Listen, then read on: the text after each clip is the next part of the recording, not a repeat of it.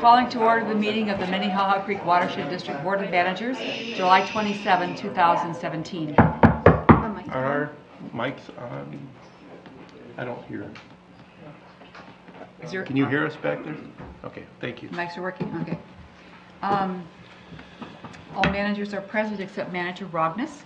We will need to elect a secretary pro tempore for the meeting. Come back to that in a moment. This is the point in the agenda when a member of the public can address the board in a matter that's not on the agenda or that's on the consent agenda. And I know that Mr. Jabbour is here, so come forward. Actually, we can't hear you like that. Can't. But I could talk loud. Well, Sit or stand as you choose. Okay. And of course, you know the drill. Give us your name and your address. My real name. I'm Gabriel Jabbour, 985 Tonkawa Road, Orono, Minnesota, 55356. and you don't have to be limited to 5 minutes. Thank you. If we bring it to a vote. It'll take me 5 minutes to give you my name. Okay. I'm here to talk to you a little bit about your valuable easement on Big Island and how, where are we today and how I'm really, really concerned. And then I'm going to ask you to take measures to double up on it and triple up on it.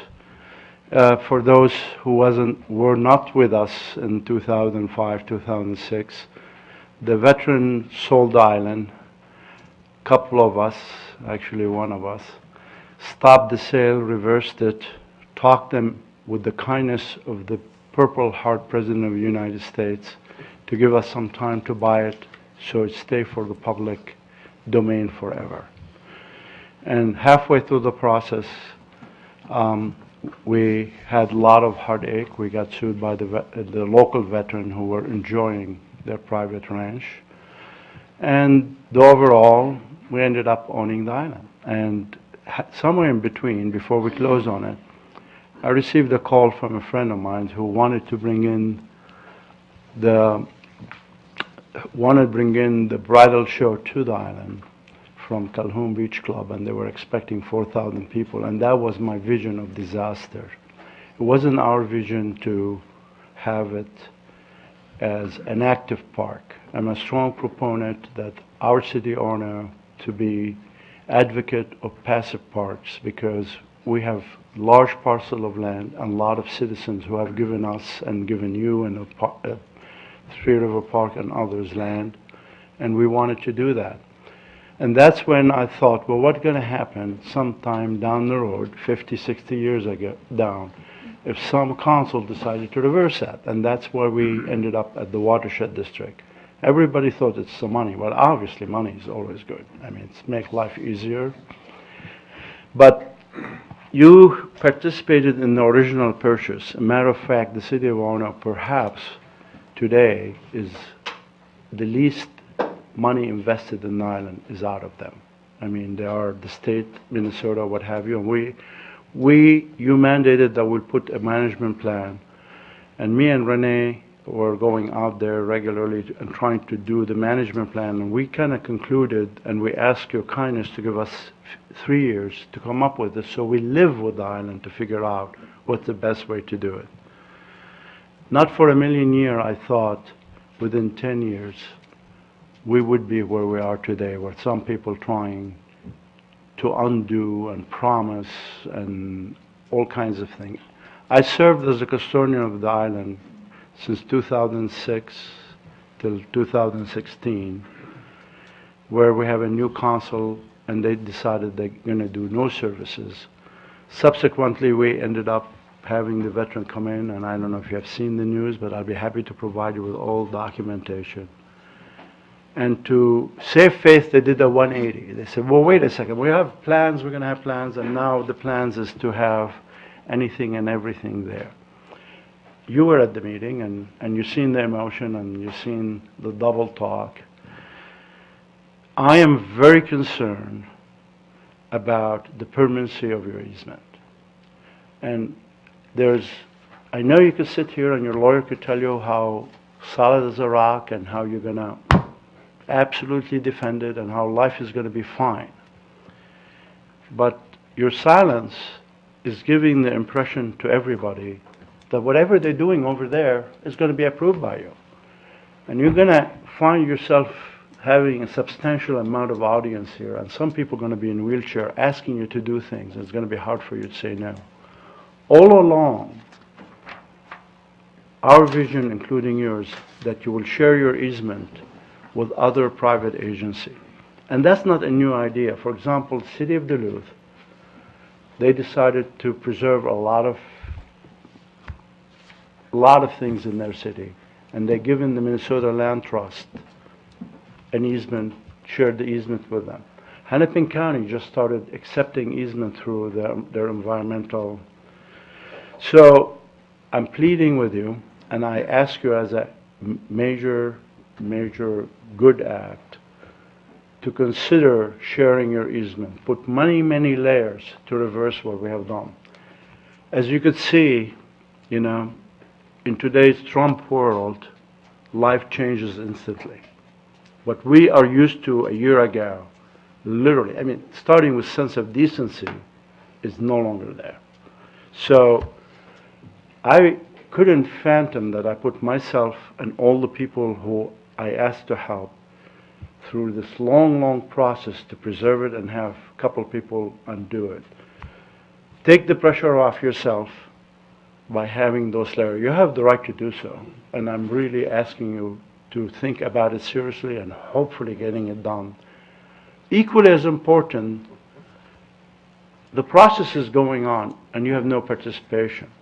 They will eventually come up to you and said, you had many chances to say stop, but you didn't, and therefore, you know, how could you do this at the 11th hour, you know? So it's easier to control a train, direct it early on, than to stop a train.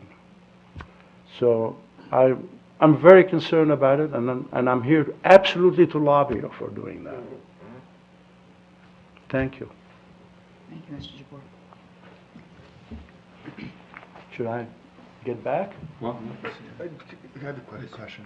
All right, we'll depart from procedure and allow a question. What is it?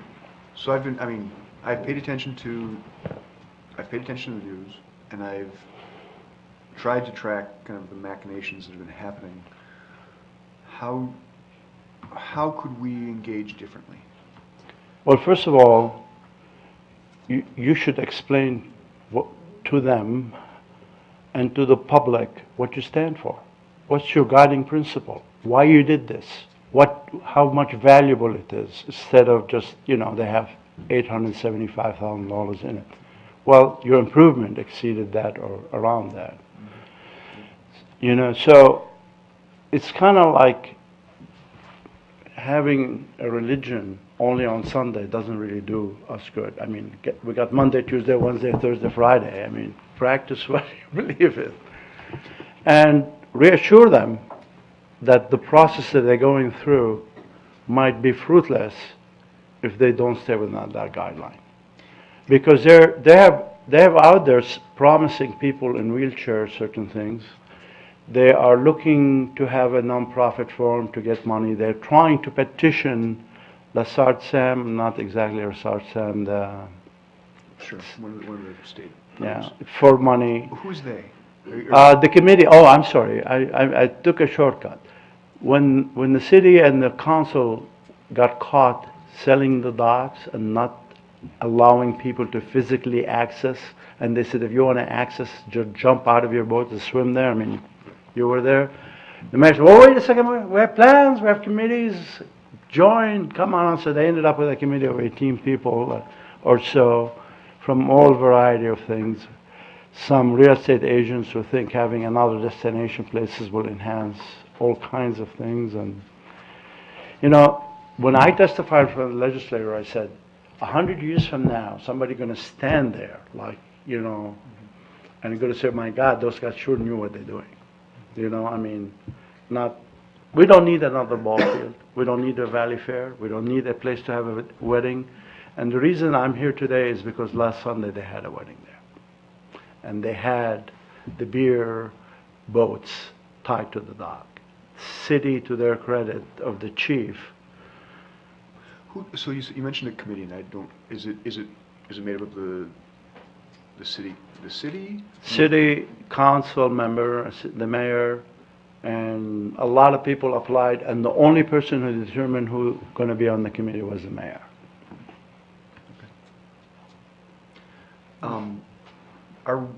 Maybe this is for, I'm not sure who this question is for on our staff. Just looking at the website, the easement indicates that or the website indicates that the easement that we have prohibits events? I'm reluctant to get into discussing the contents of the easement or the management plan at this time. Why is that? Because there may be issues that we don't want to discuss, except in closed session. I was just curious what my presumption is that what's on the website is in plain language, English, and I'm just curious what our easement is. I don't have. Let's schedule that for a discussion. We can involve the board and staff and legal counsel and thoroughly vet it. Well, Manager Miller. I was on the board when we participated with the state and to purchase the land, and you know, I'm just wondering, is there two different divisions in this on the board? The people that are on the inside on the Lake Minnetonka, and the rest of us that, you know, from the running water side of the district, or what? Well, I don't know why you asked that question, and this is the danger of having a discussion. I don't know any of the facts that are being discussed here. So we need to have a discussion. Well, I don't know why we can't have a discussion now, because... It's not on the agenda. It's not prepped, and we have a lot of business to accomplish tonight. Well, it doesn't seem like we're I don't know anybody that's put more time in on Lake Minnetonka and is more devoted and more representative of the civic and political and environmental issues than Gabe Jabor. I agree. If he appears here and asks for our help, I think we should honor it. And I think it's the least we can figure out is what the hell the issue is. I don't even know what they're talking about here. Nobody's filled me in on anything. Apparently, there's been meetings and stuff with the board that I don't know anything about. With board Mr. members. Berdahl. We have discussed this a few occasions. I think at our last meeting, we had a discussion, and I provided an update because some of our staff were going to attend a meeting, and then kind of there was kind of some outside influences that I think would have made it a little bit of an ambush situation for the district to attend there. And so we will be attending the meeting on August 8th. The district council put together a draft memo on February something that was just recirculated to all members, a confidential legal memo, I think 2 weeks ago. So that was just recently resent to the managers, indicating kind of the district's interest in the conservation easement and some of the specifics of that. There are some more recent, I think, Mr. Jabor, I think you're right, has done as much or more than anybody to make sure that this is a project that has continuity into generations. So I think our interest is trying to figure out how and when and where we can best make sure that happens too. Madam Chair, may I mention a couple of things? There are certain things you could do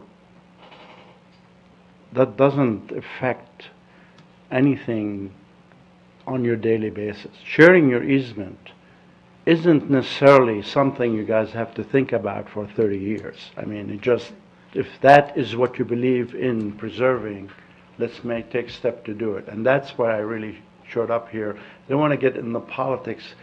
I'm embarrassed to be a former mayor of Orono. If you look at the present mayor of Orono, mayor, no, it isn't. And my attitude, I'm not trying to bash him, although I'm enjoying it. I'm fine. I'm happy to be. But I'm trying to figure out a way to have a continuum from the original idea, 5-degree mid-course correction. Me and your former chair had major discussion at the board meeting about how pure your easement should be. For example, if lightning started a fire, he wanted us not to put it out because that's a normal course of nature. I assured him that it will be put out because that's a normal reaction you're going to get from the people, From nature. you know. So what I'm really afraid is that this great idea, which was unanimously agreed on by the seller, by the buyer, by the financer, there was $1 million+ given by private sector. That gentleman, that he gave up, Mr. Lurton, his granddaughter wanted to have a wedding there, and we didn't allow him to do so. I had it at my home in the island for her. Excelsior Brewery wanted to have bike races out there. We didn't let them to do so. I had them use my land for the bike paths. And now we're slipping behind. In the past, it was clear that don't violate those issues, you're going to have a pushback. Right now, it's wishy-washy. And I would love to go back and start continuing what we did on behalf of the watershed district. I'm still picking up the garbage. I don't care if I'm a custodian or not. You know, I'm still out there helping people who are sinking, and it's just what I do. You know, I mean, they're not going to change me. You could call me a B-52 bomber instead of a custodian. I'm not going to change.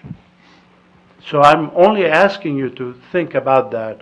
And you could go through your legal gyration as long as you like and your memos. Meanwhile, life is moving on, and your silence is being construed that you are not a sheriff in town. I want you and your badge back up on the job. I don't know if I could make it more clear than that. Thank you, Manager Loftus. And to answer Manager Shackleton's question, since about March when the city started their committee, I feel like we've talked about it at least at the board level, at least every other meeting.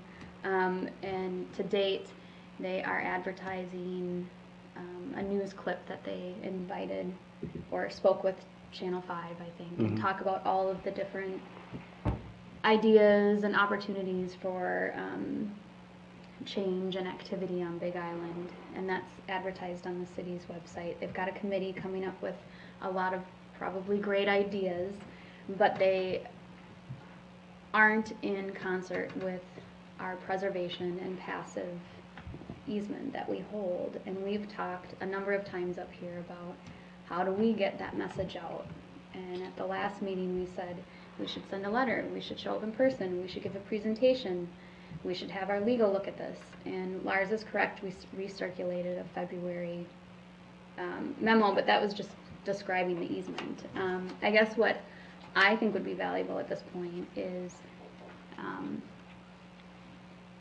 exploring the concept of sharing the easement or allowing, I don't even know that we need, unless our legal counsel tells us it's illegal, I don't know that we need a legal opinion on that it is legal.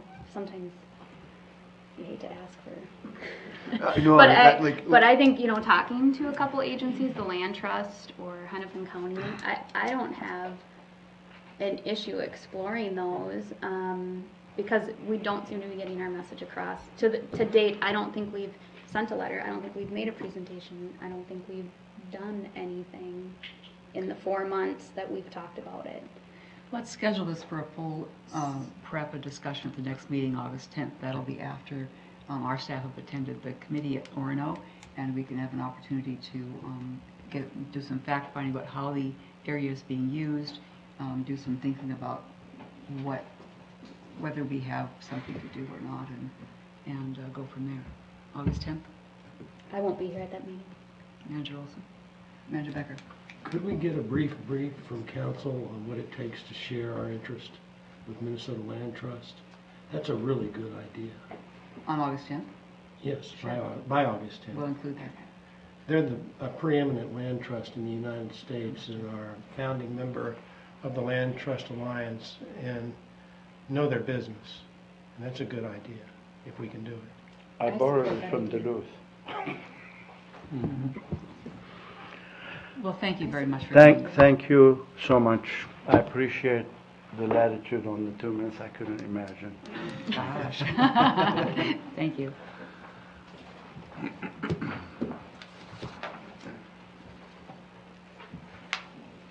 Do I have a motion to approve the agenda? Move approval. Second. All those in favor say aye. Aye. I didn't ask if there are any other members of the public. No hands, okay. We have no time limit. You took it Well, all. I guess that's about right. Under correspondence, we have received a letter from Stephen J. Timmer of Edina, 5348 Oak Lawn Avenue, Edina, concerning the Arden Park project and creek restoration, which has been circulated to the board. We'll make it a part of the official record for this meeting. On the consent agenda, we have approval of the minutes of the July 13th board meeting and approval of the check registers for the general checking account, the surety account, and the 325 Lake Road checking account. Is there a motion to approve the consent agenda? Move approval. Is there a second? Second. Motion and second. All those in favor say aye. Aye. Any opposed?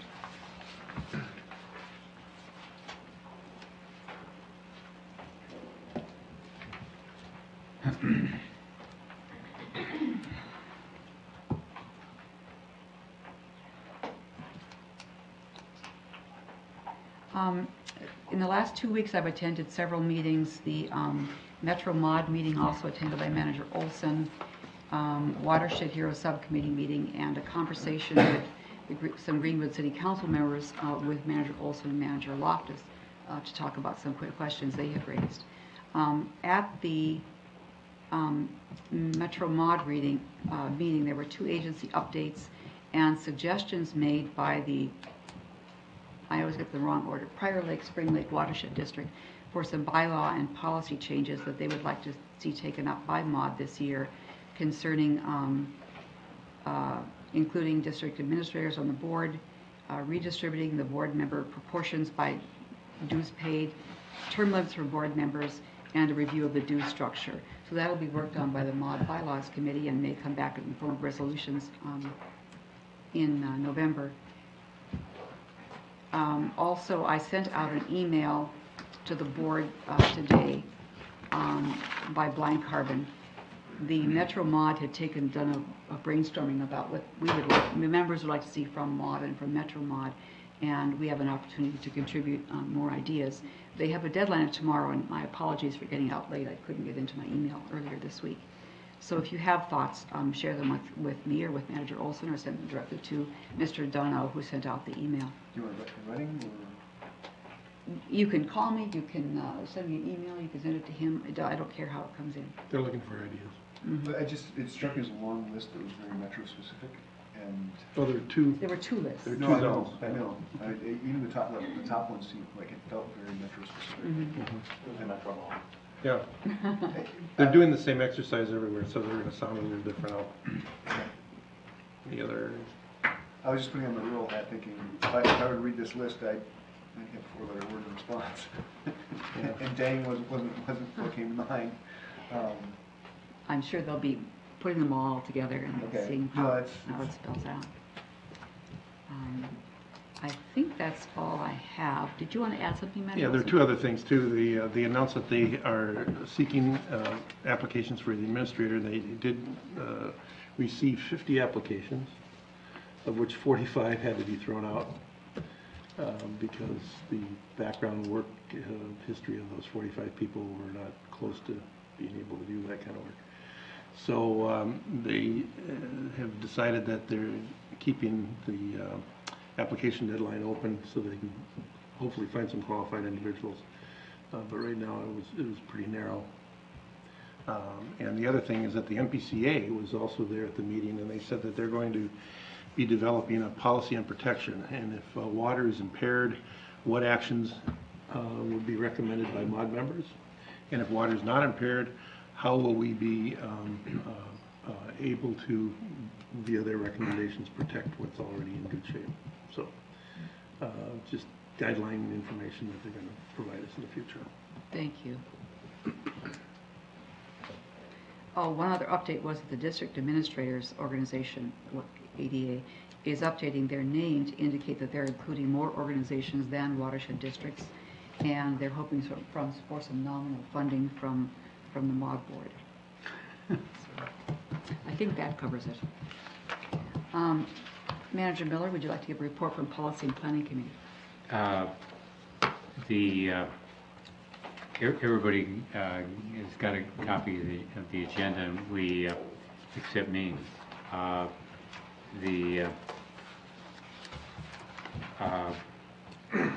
we went over the recommendations of that were developed by the staff and committee for the Watershed Heroes, and that was well accepted. And there was a draft framework for the work plans that we went over that will be used for the work programs in support of the budget requests. And we had really extensive report on the Minnehaha Creek Corridor in Minneapolis, and the opportunities to work with the Park and Recreation Board and the city on massive amounts of needs that area the creek have, both naturalizing and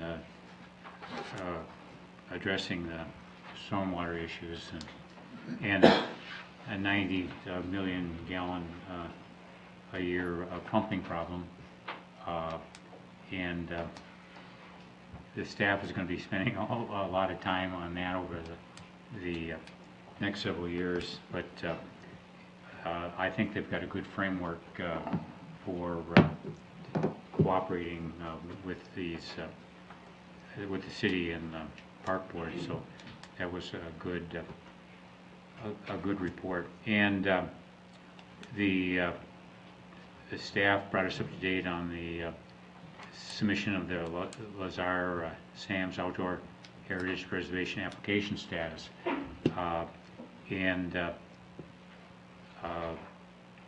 Manager Becker has been instrumental in assisting the staff on developing those applications.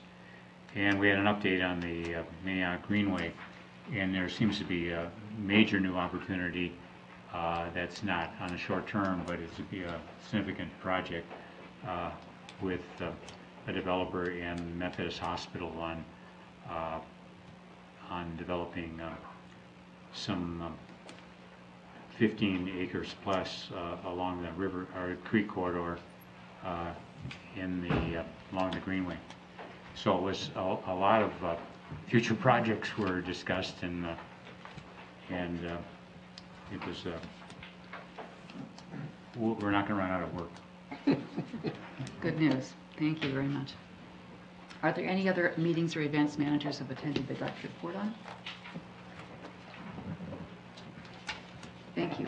The upcoming meeting and event schedule is listed in the agenda. There is a possibility of adding a meeting on August 17th if needed for work plan presentations.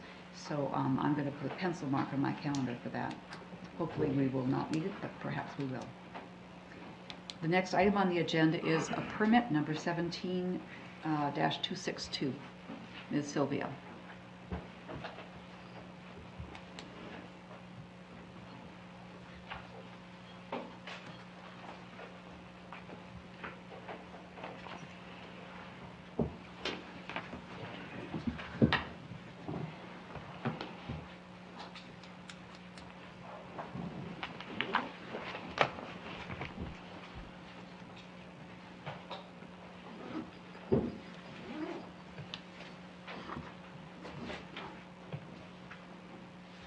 I'm shivering, not in apprehension, but in cold. It's so cold in this room.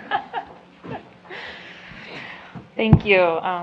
Good evening, President White, Board of Managers. Tonight I am presenting permit 17262. The application was made by South Shore Investments LLC for the construction of a beanbag toss court at the Maynard's Restaurant located at 685 Excelsior Boulevard in the city of Excelsior. This permit does not require an exception or a variance. I'm presenting it for board determination as requested during the public notice period. Staff contacted the individual who requested the hearing via email and provided additional information on the project and how it meets the rules. However, we did not receive a response. and so the request still stands. I'd like to go over first the project location and a brief description, describe the rules triggered and how the project meets the district's requirements, and then provide staff recommendation. Project's located in the city of Excelsior, right on Lake Minnetonka.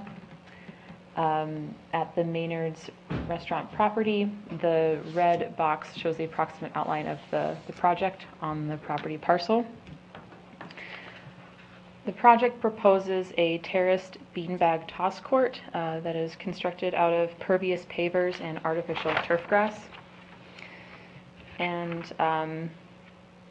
to go over the rules briefly, the project encroaches on the Lake Minnetonka floodplain and proposes approximately 12 cubic feet of fill below the 931.5 elevation. And so to address that, the applicant will provide a 1-for-1 compensatory mitigation and excavate 12 cubic feet of earth material within the floodplain to maintain flood storage capacity. And also, the project proposes less than 5,000 square feet of disturbance, and so does not trigger the erosion control rule on its own. However, a requirement of the floodplain alteration rule is to provide an erosion control plan that does meet our erosion control rule, and so the applicant has met that by providing silt fence as erosion control between the proposed activity and the lake, and the site will also be stabilized following construction. And so the project meets the requirements of the floodplain alteration rule. The project proposes to construct the beanbag court with permeable pavers and artificial turf grass. The district treats turf grass as an impervious surface when evaluating these types of projects, and so it triggers the stormwater management rule for an increase in impervious surface. The project was analyzed as a redevelopment project that involves less than 40% site disturbance and less than a 50% increase in impervious surface, and so the rule requires treatment for just the new area of impervious surface. And this slide shows the cross-section of the material beneath the pervious pavers and the turf grass. The plan proposes to filter water through 12 inches of a stone subbase, which is then collected via drain tile and directed to a proposed rain garden, which on the previous plan is shown adjacent to the east of the court. The project by design is self-treating, and the stone subbase provides filtration and retention for the abstraction and rate control, and the rain garden ensures that water quality treatment is provided. The area of new impervious surface requires 183.3 cubic feet of abstraction. Since the stone subbase acts as filtration, due to the poor soils on site, the district credits 50% abstraction for filtration. So the real volume requirement would be 366.6 cubic feet of abstraction, and it was calculated that the project provides 880 cubic feet of abstraction through filtration. And additionally, the stone subbase also provides rate control by reducing rates by 30 to 50% for the 1, 10, and 100 year. And as I said before, the rain garden provides the water quality treatment that would be required. And so with that, the project meets the stormwater management rule, and staff recommends approval of the project. All typical conditional items have been met, including reimbursement of engineering fees and also recording a declaration for the property. And so that's that. Thank you. Is there anyone in the audience who wishes to address this permit? I see no hands. May I have a motion? Manager Olson? Approval. Is there a second? Second. Second, Manager Becker. Manager Olson, did you have a question? Yeah, as I understand, this is the same organization that has worked there previously and put in the stonework and other enhancements. I'll turn to the applicant. Okay, and if you've seen the caliber of the work adjacent to the lake, you know that this is a well-constructed design. So with that, I will approve. We have a motion and second. Any further questions? Those in favor, please say aye. Aye. Any opposed? Thank you. Thank you.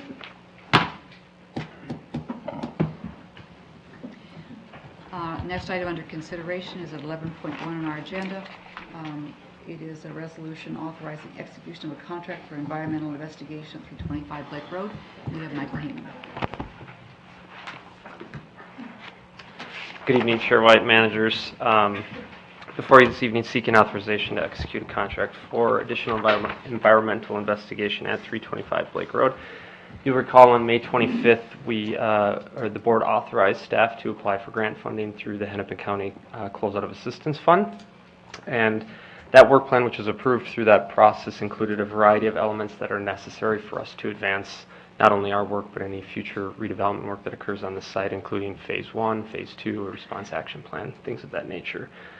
We received notification on July 7th from the county that although they had previously projected that they would be able to fund 100% of the project, they only had funding available that they could provide 75%. So it's with that this evening I'm before you seeking the other portion, the 25%, in order to complete the site investigation as proposed. I did fail to mention in the RBA that the timing is of the essence with this because as it times out, we need to conduct the investigation and complete all the reports prior to the end of August in order to get those to the state and have them approved prior to grant submittal on November 1st, which is why there's a short turnaround or the request is for action this evening. We will be explicit in our contract that the district is the end user of this product, of the work product generated through the county grant agreement, based on our 25% contribution. And so I did want to make an amendment to the resolution, if the board were to approve it, that it would be resolved that the Watershed District Board of Managers hereby authorizes the district administrator on advice and consent of council to execute a contract with Wenck Associates so we can amend the contract document appropriately. And then be it further resolved to amend that to state that the administrator is authorized to amend the contract up to 10% of the total cost as deemed necessary for amount not to exceed $13,275. Thank you. Is there a motion to approve this with the requested amendments? So moved. Manager Becker, is there a second? Second. Manager Miller. Any questions for Mr. Heyman? All those in favor, please say aye. Aye. Any opposed? Thank you. Thank you. Abstain.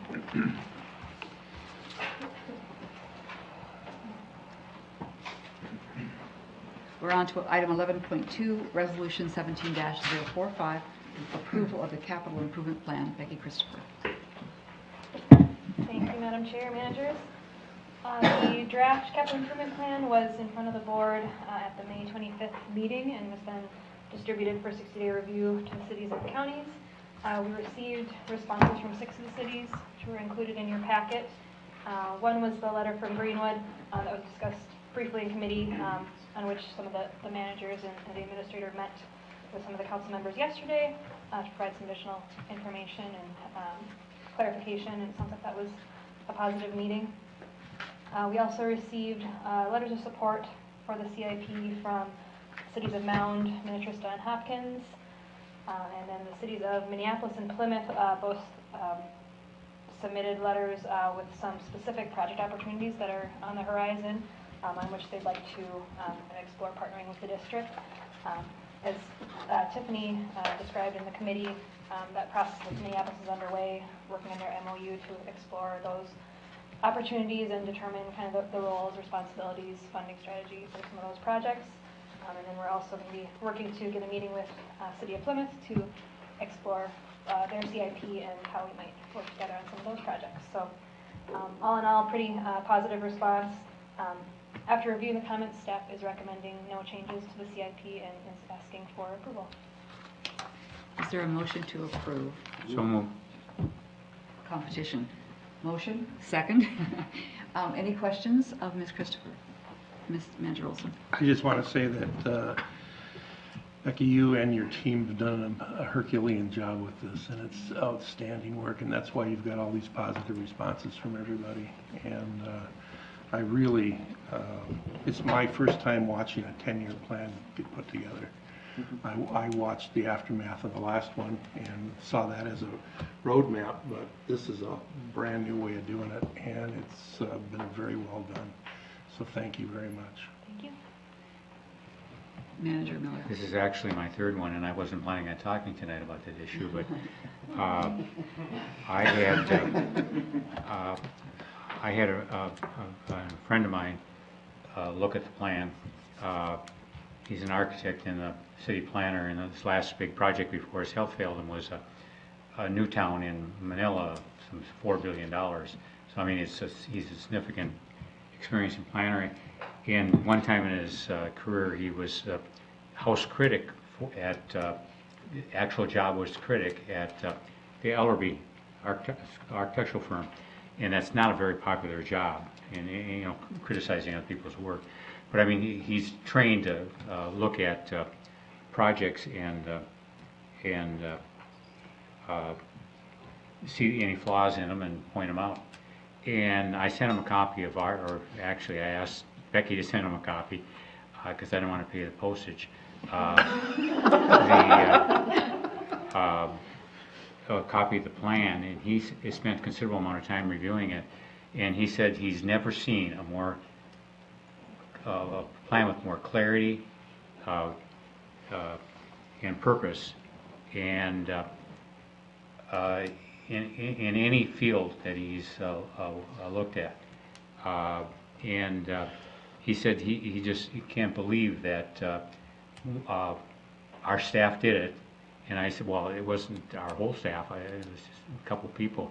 And he says it's just unbelievable because this would represent, in a normal circumstance, I know we've had, you know, Wink help with a lot of the technical stuff, but he said this plan would cost a tremendous amount of money if it were done by an outside consultant, and it wouldn't be anywhere near the quality that you see. He says, I've never seen a quality product like this in any other thing that I reviewed. And I've seen the other stuff that I worked with him on the Central St. Louis plan, and we both worked on that. And this is much clearer than that plan was.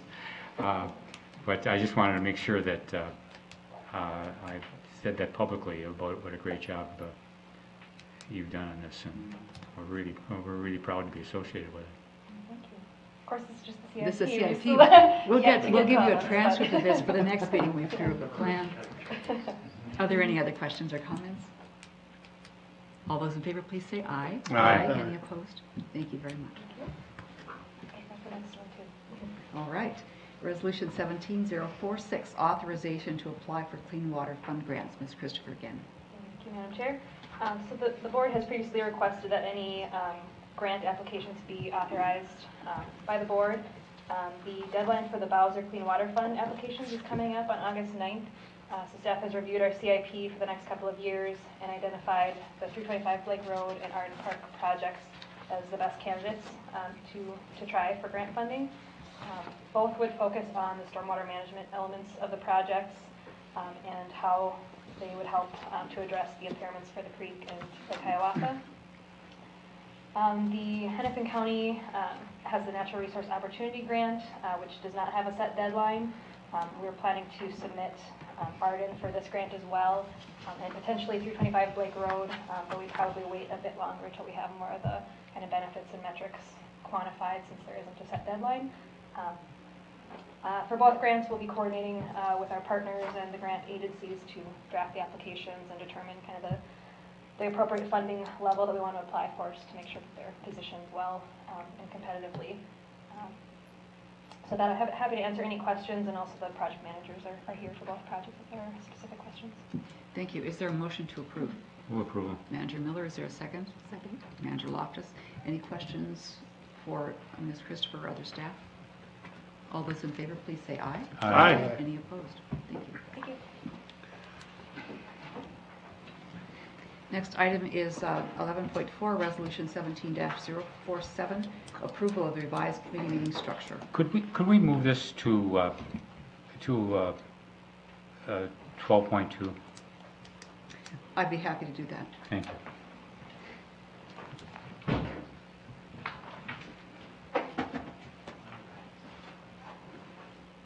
We just gave you some exercise there. So we'll move to item 12.1, which is the Human Resources Strategic Plan Study. We have Ann Antonsen, Ms. Antonsen here from Water Company. and Mr. Erdahl.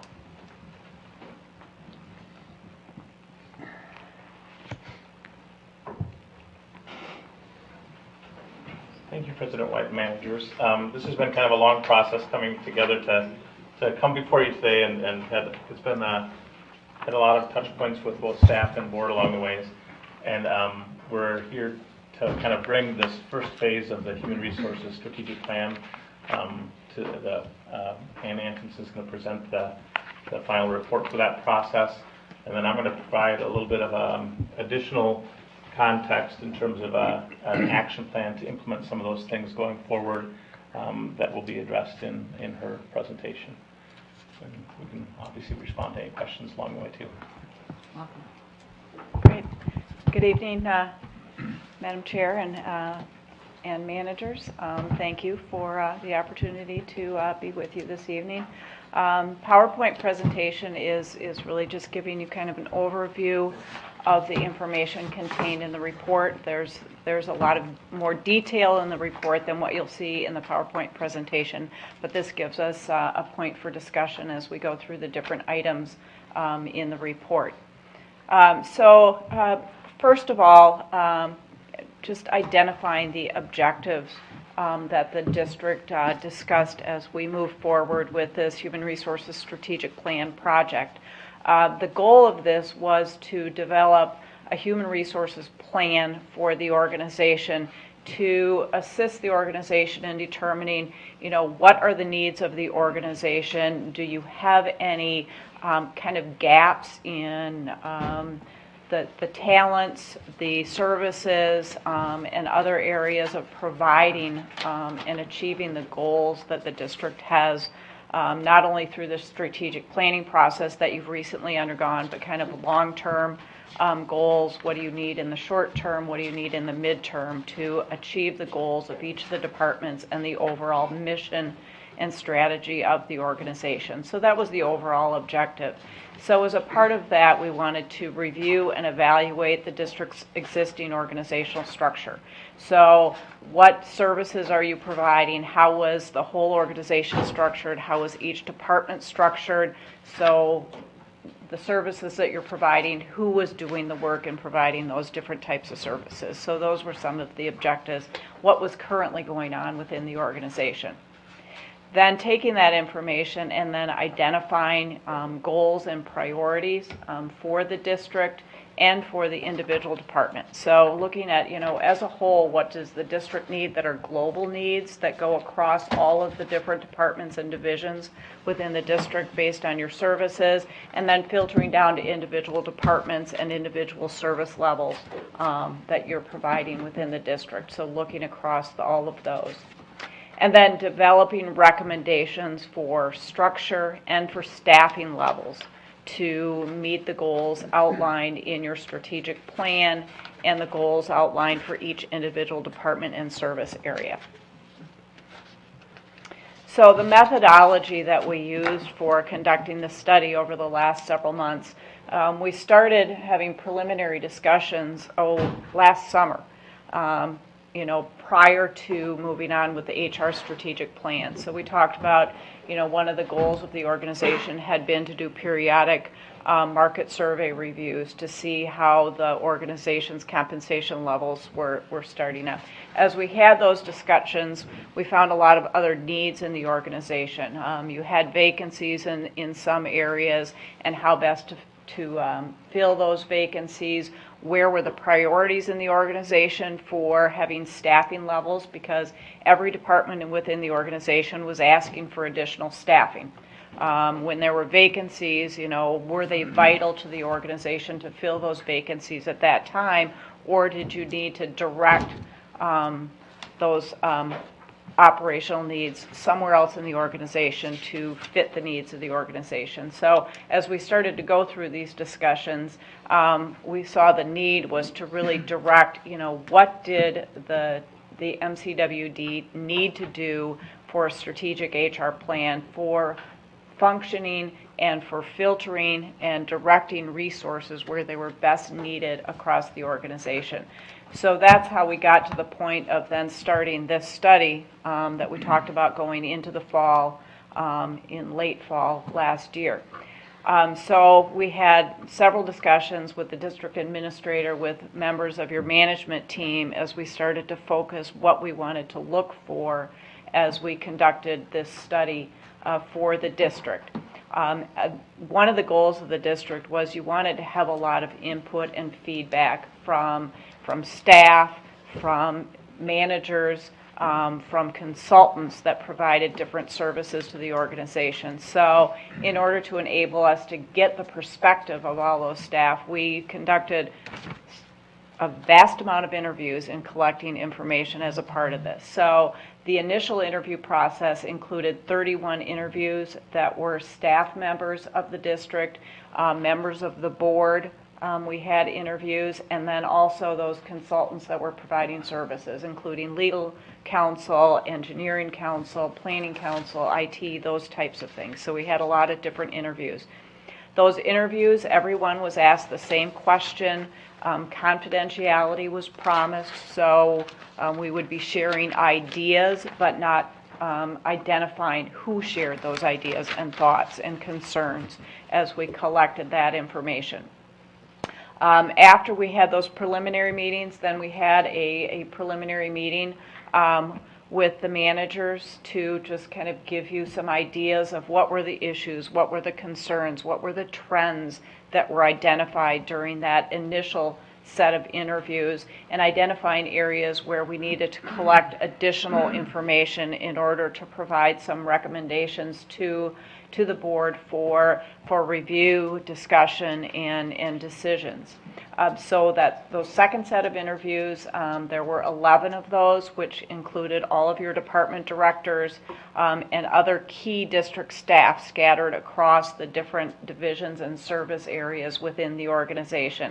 And those interviews were focused on what was identified in the first round of interviews. So what were the concerns that were identified, and getting more detailed information so we could kind of drill down as to what was really needed within the district, any changes that may be required to better provide the services, the goals and priorities of the district moving forward. Then I had a meeting with Lars, and we went over all of the volumes of information and kind of defined a course of action for the next steps in the project, prepared some preliminary findings for review, and then we've come up with the final recommendations that we have for you this evening. And then throughout the process, we had meetings with board committee and with legal counsel as we reviewed and discussed information throughout the process. So if we get into then some of the findings and recommendations, and what you see up on the screen is just kind of the key points, and there is a lot more detail in the report that was distributed as a part of your packet. So when we looked at identification of needs, we looked at those needs that were identified that were more global, so they affected all or most departments within the district. And then we looked at what the needs were within each of the individual service areas and departments. So the global needs that were identified was GIS was one of the global needs that was identified as a part of this process. And that includes, the need to develop maps, provide special analytics, respond to information requests, and other various things. And those basically go across the organization. And during discussions, it was identified that sometimes those needs are vital. They need something on short notice. So to try and go to an outside consultant and get them to provide the information, it may not be ready in time for, going to a meeting, meeting with the board, meeting with any of the organizations that you deal with, meeting with the members of the district and the area that you cover. So that was a need that was talked about in various departments across the organization.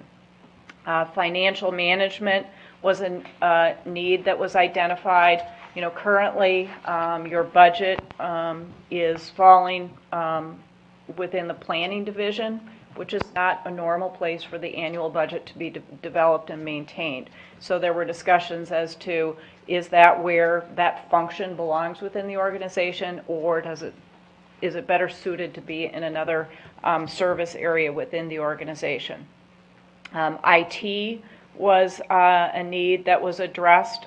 So those needs are growing. They are changing with the district's different service areas, different communications, the planning, the large capital improvement projects that you're running. So how are those needs best served within the district? You know, by an internal staff member, by an outside consultant, by a blend of various types of persons to provide that service. There was a lot of discussion on database training. You currently have, you know, a district-wide database that provides a lot of different services, but you have, you know, new staff and positions that have changed. There was a need for providing additional training so that all your staff really knew what the database could do and how it could best serve the organization. And then also the need for some updates and maintenance. My understanding is that the database, there are some updates that have not been moved into the database that the district would need to better provide that higher level of service. Then support services was discussed as well. You know, you have none of your individual departments, you know, planning, permitting, have, you know, designated administrative support staff. So within your operations and services area, there are support staff that can provide various types of services within that department and also across all the other departments. So providing that level of just administrative support. There was a lot of discussion about the need for an updated website and the ability to maintain that updated website. And then grant administration. I mean, there are grants in various departments across the organization. Then there were specific needs that were identified for each department across the organization. So operations and support services, looking at human resources, and should that function be centralized so all of the human resources needs are within a single department. Decentralized, so each department is responsible for their HR needs, or is there some sort of blended function for providing that service? Again, the administrative support services, the support that department can provide to the other departments across the organization, and then providing the information technology services for the organization. Then planning and projects, the things that were identified were staffing and structure. Staffing, they were struggling to deliver the current projects, not only that you're doing now, but past project support and also the future projects that the district will be undertaking, both that are identified and those that are not currently identified for the district. And then also structure. Identified a need for a higher level of project management support to provide, you know, that day-to-day oversight of the staff that are working on the projects and providing that level of service, and freeing up the director of the department to, you know, have more contacts, meeting with, you know, city councils and other interested parties, and meeting with the board and having that higher level of service. GIS, both in planning and projects, but this was also talked about from a couple of other divisions, again, that need for GIS services. And then again, database management within that department. So that's kind of global, but it's also specific to each department. In permitting, the big issue with permitting was staffing. The position of district rep, it's currently a limited term position. So employees are hired, they're hired for a 2-year term. So basically, as soon as you hire somebody into that position, they're already looking for their next opportunity because they know in 2 years their term ends with the district. So that creates turmoil within that department because they're constantly hiring, training, then become functional, then they start the whole process over again. So that was identified as an issue. Can I ask a question about this? Yes. I mean, initial glance, it looks like the global piece is kind of overarching with and there's kind of silos of operations support, planning projects. How does financial management fit into the silos? Because I'll just leave that out there. Financial management does fit in each of the silos. So each department, planning of projects, permitting, communications, education, research and monitoring, each of those departments has their own budget.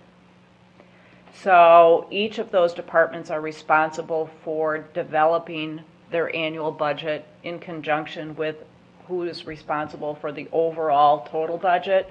But they're responsible for developing that budget, they're responsible for maintaining that budget, they're responsible for looking at, what costs are going to have to come, any operational expenses, any, capital investments, those types of things. So it's in each department, but then there's the global financial management realm. How does, I think that makes a lot of sense. And I guess I'm looking at IT and I'm thinking, good permitting staff have IT needs, and like, if we can send folks out with things like this, it makes it a lot easier to link into a database that links back to planning projects, and also it seems like the IT piece should be elevated and not nested into operations and pieces. Well, when we start talking about kind of recommendations, one of the recommendations is to change operations and support services to administration, because that's what it is. It's providing overall global administration for the whole organization. So you have to have a centralized location for some of these functions that then filter down to each other organization. Financial management is one of those. You have like a large organization, the city of Minnetonka, they have a finance director. They have somebody that's overall, but each department then has responsibility for their own pieces of the budget. The same thing, they would have an information technology director, and that impacts every department. But, there are global needs, and then there are needs that are specific to each department. Can we hold all further questions till the end of the presentation? Okay. I welcome questions at any time. Then again, that database, so permitting. Then we move into research and monitoring. And again, this was a question of structure and staffing. There was a lot of discussion about, what skill sets were needed in that department, and that department's skill set requirements have changed quite a bit over the last few years. So what type of structure and what level and type of staffing does that department need to serve the current needs, which has moved more into the analysis of data and all those types of things to support, past projects, monitor things, but also support future projects as well. A need for training in new areas of analysis that the department is now going to be responsible for, and then the transition with the new E-grade system for monitoring as well. And then communications and education, talked about, website, which again is a global need, but it's something that communications and education, they have responsibility for getting the word out. What are the projects that you're doing?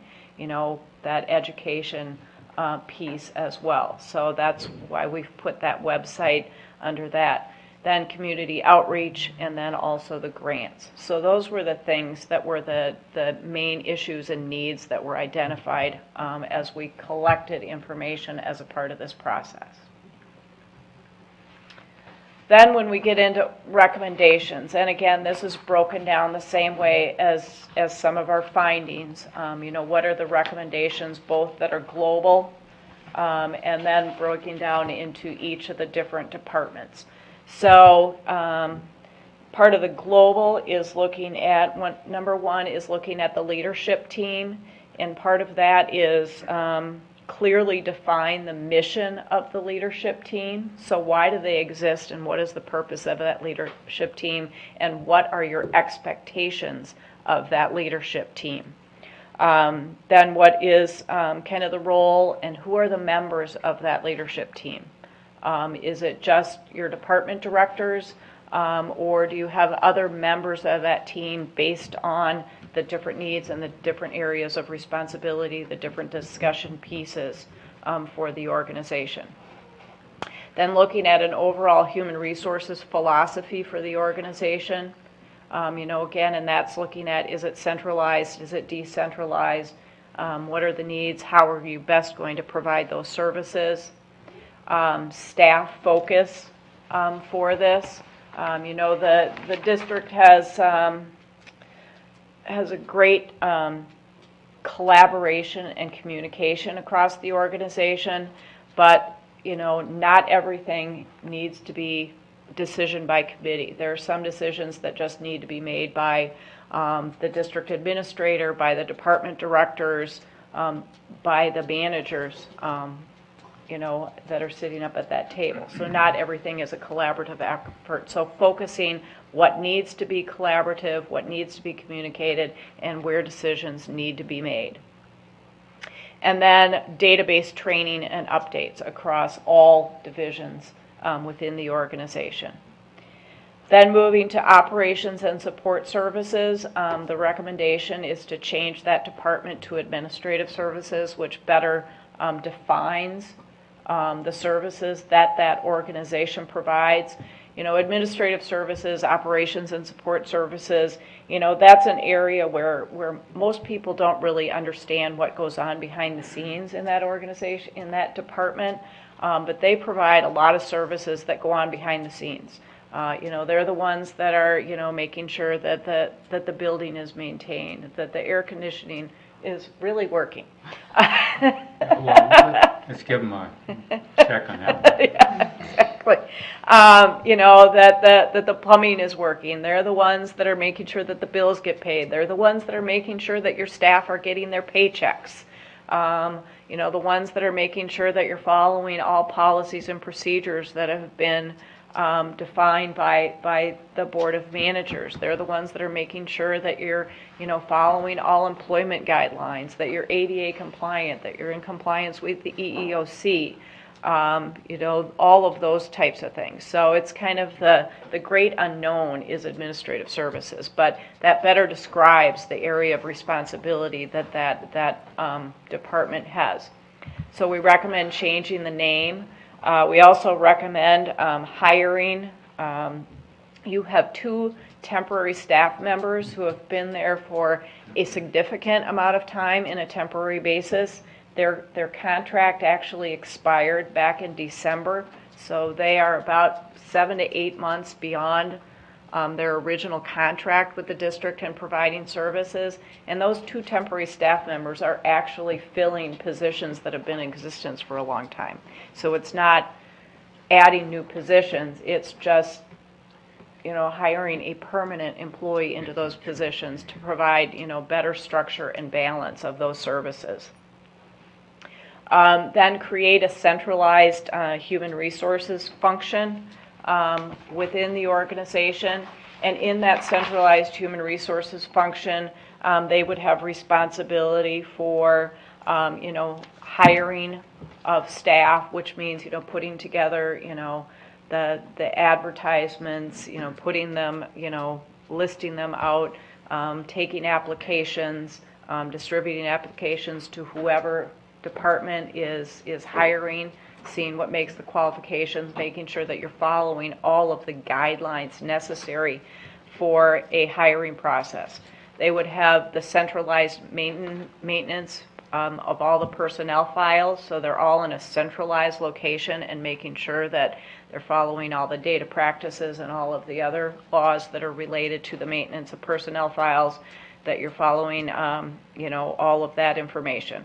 They're responsible for for benefits, renewal, administration, payroll, providing information to employees, and any other human resources related functions. So creating that centralized, so you make sure that you're following all proper practices and procedures.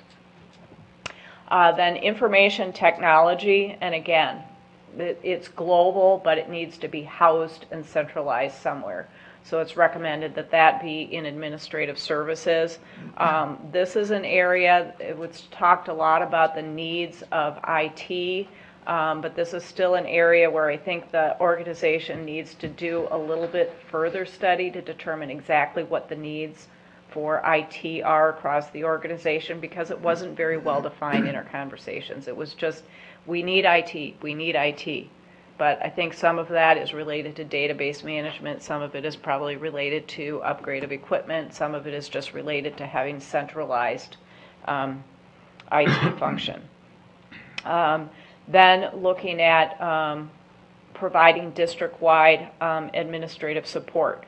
So your administrative support staff up in administrative services can provide assistance on database, assistance on Laserfiche, assistance on some of the, day-to-day grant administration of filing and closing out some of those types of things, keeping centralized files that are necessary within the organization, and providing information. So they can kind of be that centralized, kind of assisting each department based on their needs. Then financial management, it's recommended that the budget development and management be moved from planning to administration. So they would have responsibility again for the centralized budget, with each department preparing their budget in collaboration with administrative services. So budget responsibilities would be a part of the Director of Administrative Services and the District Administrator. So the District Administrator would be global, but the Director of Administration would have responsibility for the day-to-day financial operations of the district for that, paying the bills, payroll, purchases, those types of things. And then looking at structure and staffing, we don't have this on a slide, but in the report on page 11 and 12, it looks at what is recommended for the structure and staffing. So in there, we have district administrator, then a director of administrative services, then a finance technician, which is currently here. That's a 0.75 FTE. Administrative services technician is 1.75, so you have a full-time and then a three-quarter time, and then administrative assistant. And one of the administrative services technicians, those are the two temporary employees. One is full-time, one's three-quarter time. Then in planning and projects, again, transitioning the budget from planning and projects to administrative services.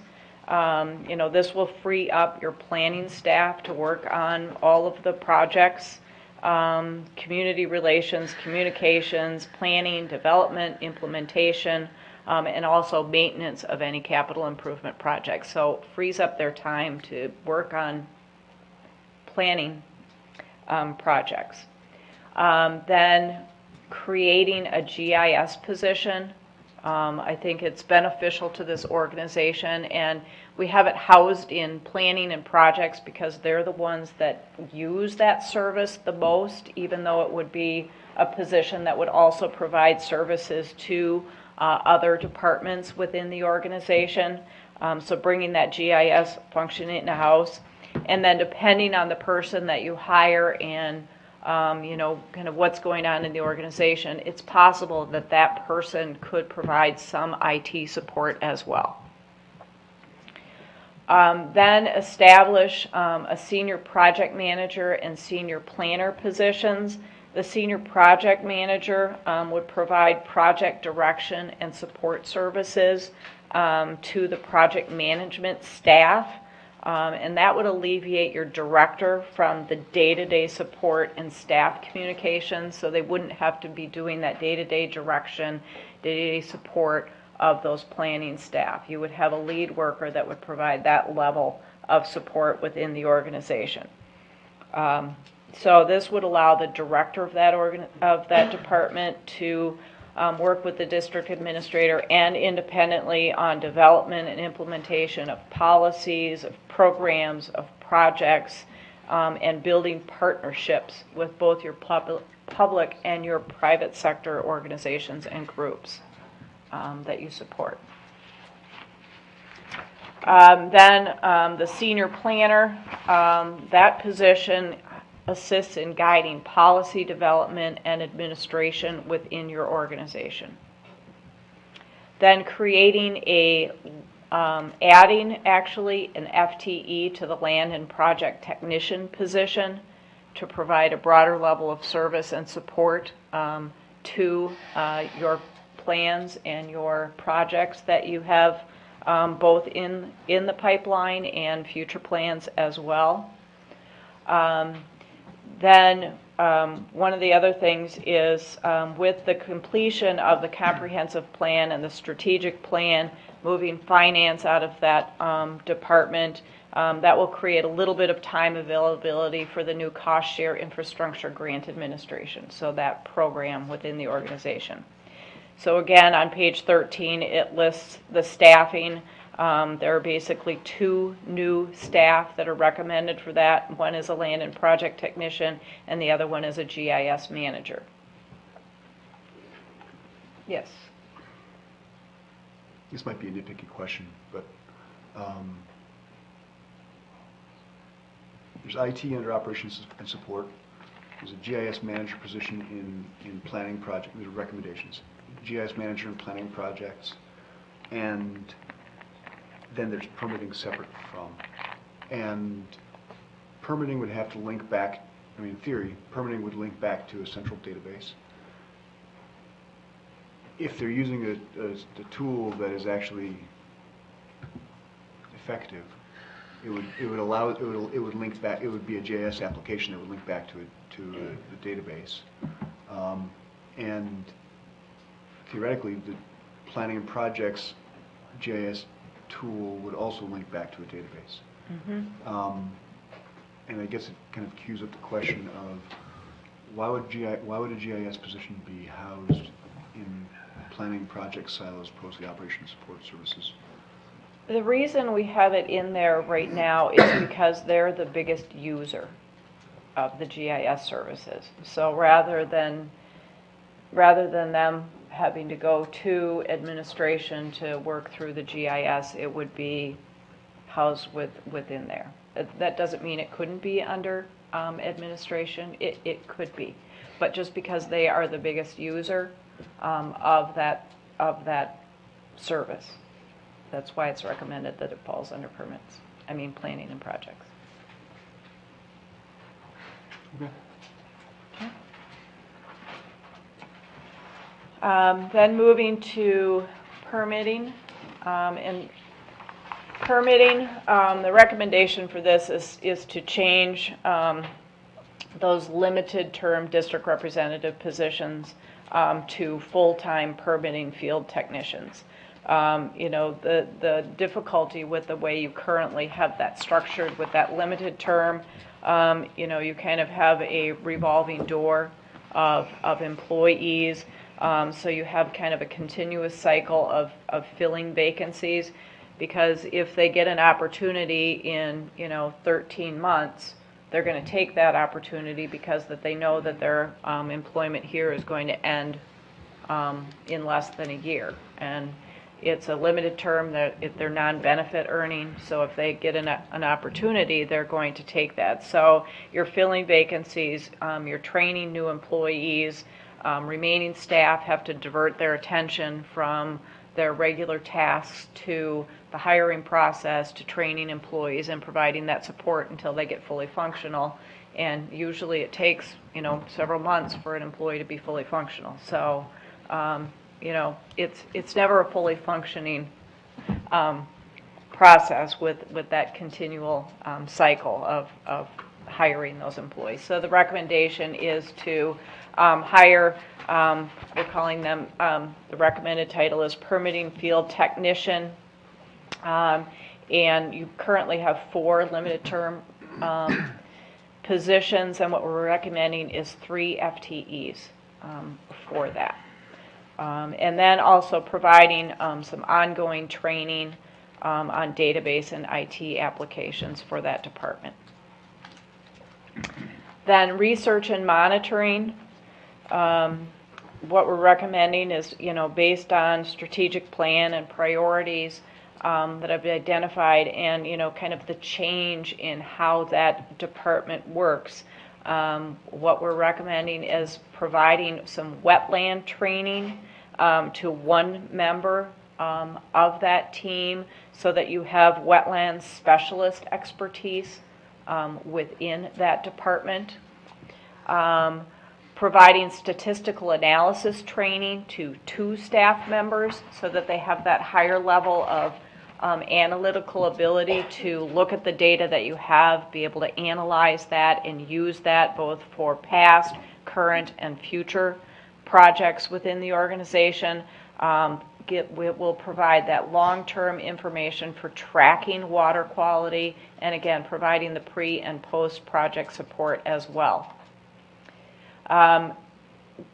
We're recommending adding a field monitoring technician, and this is to assist in the E-grade implementation and support. So that's a whole other monitoring system that you're going to have, so to be able to provide that level of support. It's recommended that you add another technician to assist in that.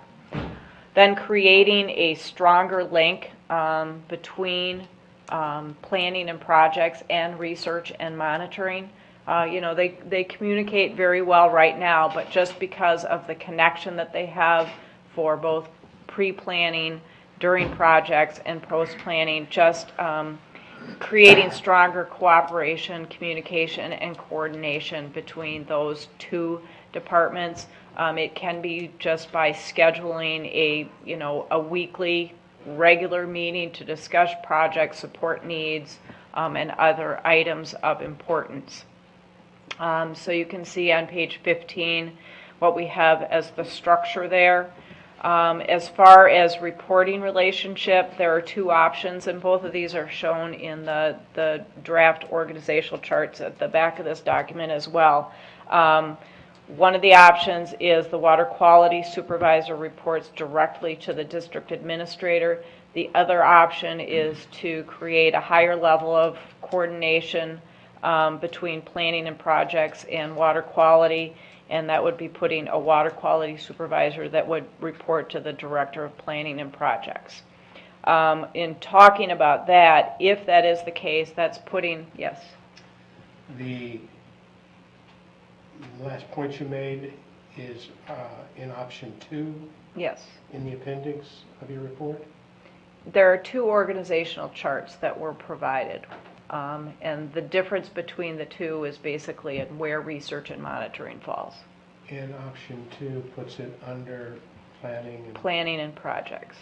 Thank you. But the recommendation there is because you would then be creating a fairly large department because they are responsible for planning and projects. They have permitting falls under planning and projects, so then you would have water quality falling under that. So the recommendation would be is that you may then want to elevate, we talked about, creating lead positions within planning and projects. You may want to elevate those to a little bit higher level so that they have a little bit more responsibility, so that the director of that department doesn't have so many direct reports and is kind of removed from just the day-to-day operations and is, more big picture.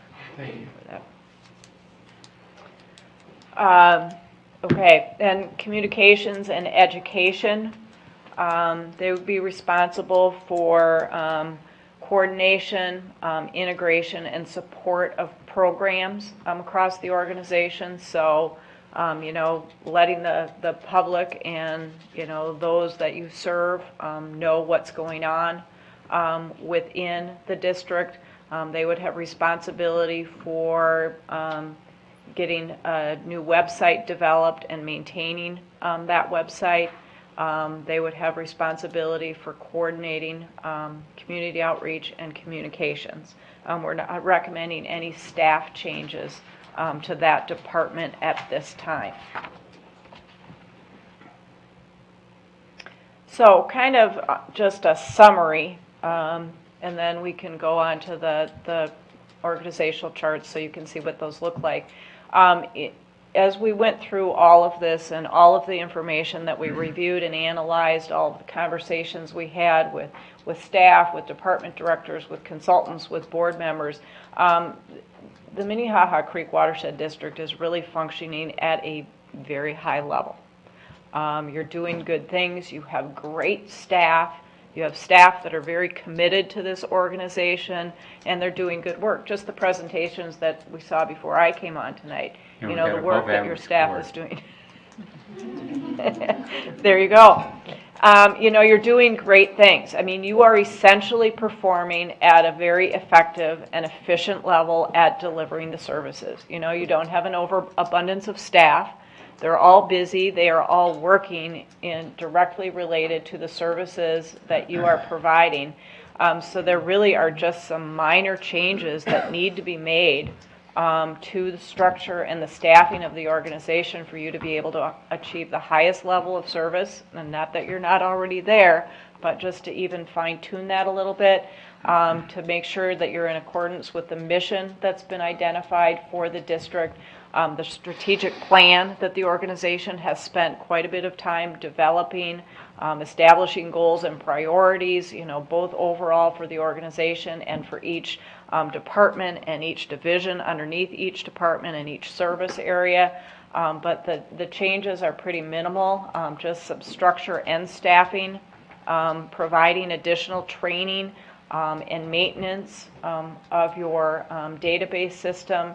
And then just, you already have a very high level of this, but coordination and cooperation amongst all of the departments and service areas of the district, which you already have. I mean, this is a very collaborative organization, and you do great things, and it's a very good organization. There are just a couple of little fine-tuning things that need to be made.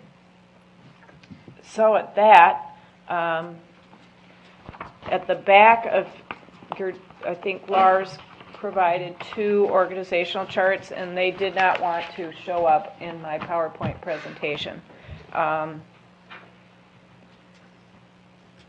But the only difference between these two, and this is just looking at kind of functional areas. We don't have positions listed in here. We don't have people listed in here. This is functional areas and where it's proposed they belong within the organization. So we have the Board of Managers, district administrator, and then we have the 4 different departments: administrative services, research and monitoring, communication and education, and then planning and projects.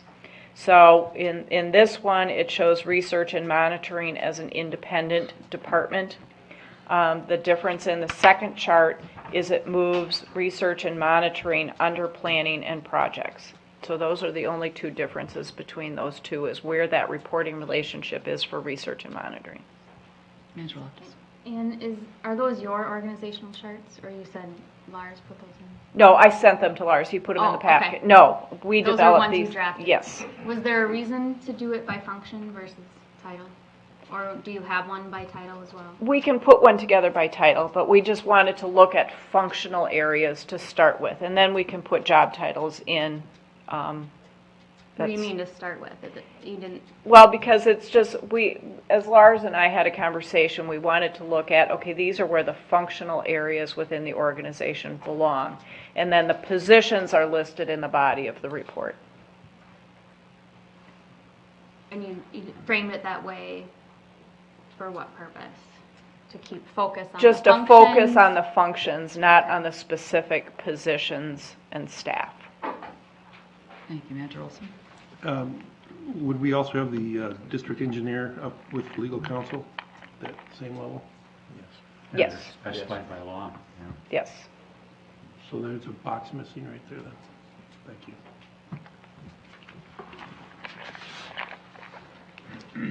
We Ms. can Anderson, certainly add that.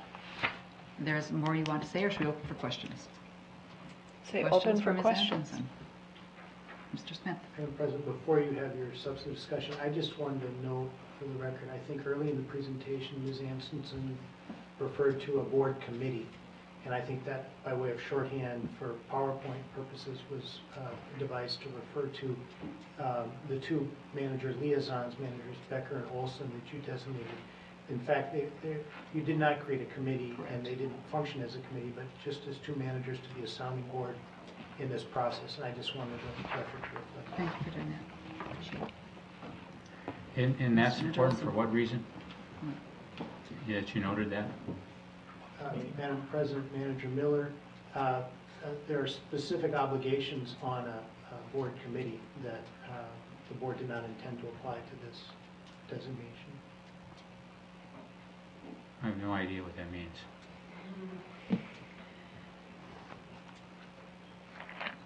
Do you want to expand? What are the committee obligations? you're Recording. referring to? Notice.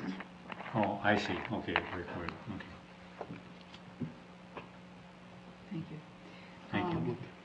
Other questions for Ann? Then let's go ahead to your presentation, Mr. Rowe. I guess I had one question. Sure. It doesn't relate to implementation. At the beginning, you'd mentioned, structure was something you were looking at, and you identified IT, finance, HR, a number of significant issues with operation and support services, and then you conducted a lot, 42 interviews. And I'm not sure exactly what you're recommending on the administrative side beyond changing the name of the department. But my question to you is, do you feel, well, I guess, what are you proposing specifically? And then do you feel it addresses those issues?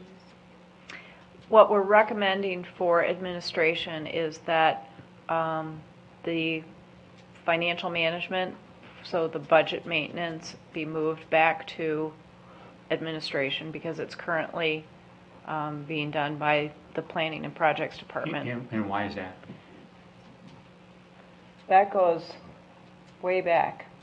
Lars can probably Way back to the explain point that. where we weren't getting the kind of information and I format, believe it et started to cetera, that we happen wanted.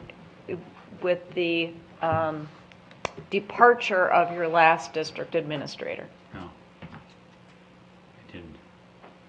But anyhow, I guess the structure isn't changing significantly, though. You're just The functioning structure is, some it's duties just back, the function correct? is moving back, yes. Okay, and you yes. believe that simple action will solve the majority of the concerns you heard, and so you recommend and support that. Yes. So you recommend, the reason I'm not clear on the structure is because you're not changing anything, correct? The structure is not really changing, no. Just you're moving some duties and hoping with the same structure and same people, those issues that you identified are I'm going to only resolve. talking structure. Right, I'm not talking people, I'm just talking structure. okay. But within that structure, the main issues you had identified are resolved within that structure. That is the That goal. isn't changing, okay. Can I That ask is that the- How question? does it- Can I ask that question differently? Yeah, please, maybe I'm not asking it right. No, I think you're asking it right. It just feels like a deck chair's just been shifted across the boat, and that should change the direction of the boat. Like, I'm like, it doesn't feel like anything's different other than just making a change on Well, Doesn't feel real. when I talked about issues, the issues that were identified was financial management was the issue of where does it really belong? It's currently being, the task is currently being completed by the planning and projects department, and is that where the budget development and maintenance belongs within the organization? And it's no, that function belongs within the Department of Administration, which includes your district administrator, it includes the director of administrative services, and then filters down to the different levels of the staff within that department. So that was the big question about the financial piece as to where did it belong, and it belongs in administrative services. And what about HR? HR belongs in administrative services as well. And one of the pieces that I talk about in the report is, with the filling, you have one of the temporary employees is providing some of the human resources related services, but with making that a full-time position, you can filter a little bit more of that support in human resources to that full-time permanent position and providing a more consistent level of services, because you've had just a temporary employee in that role Which for a person's while. temporary?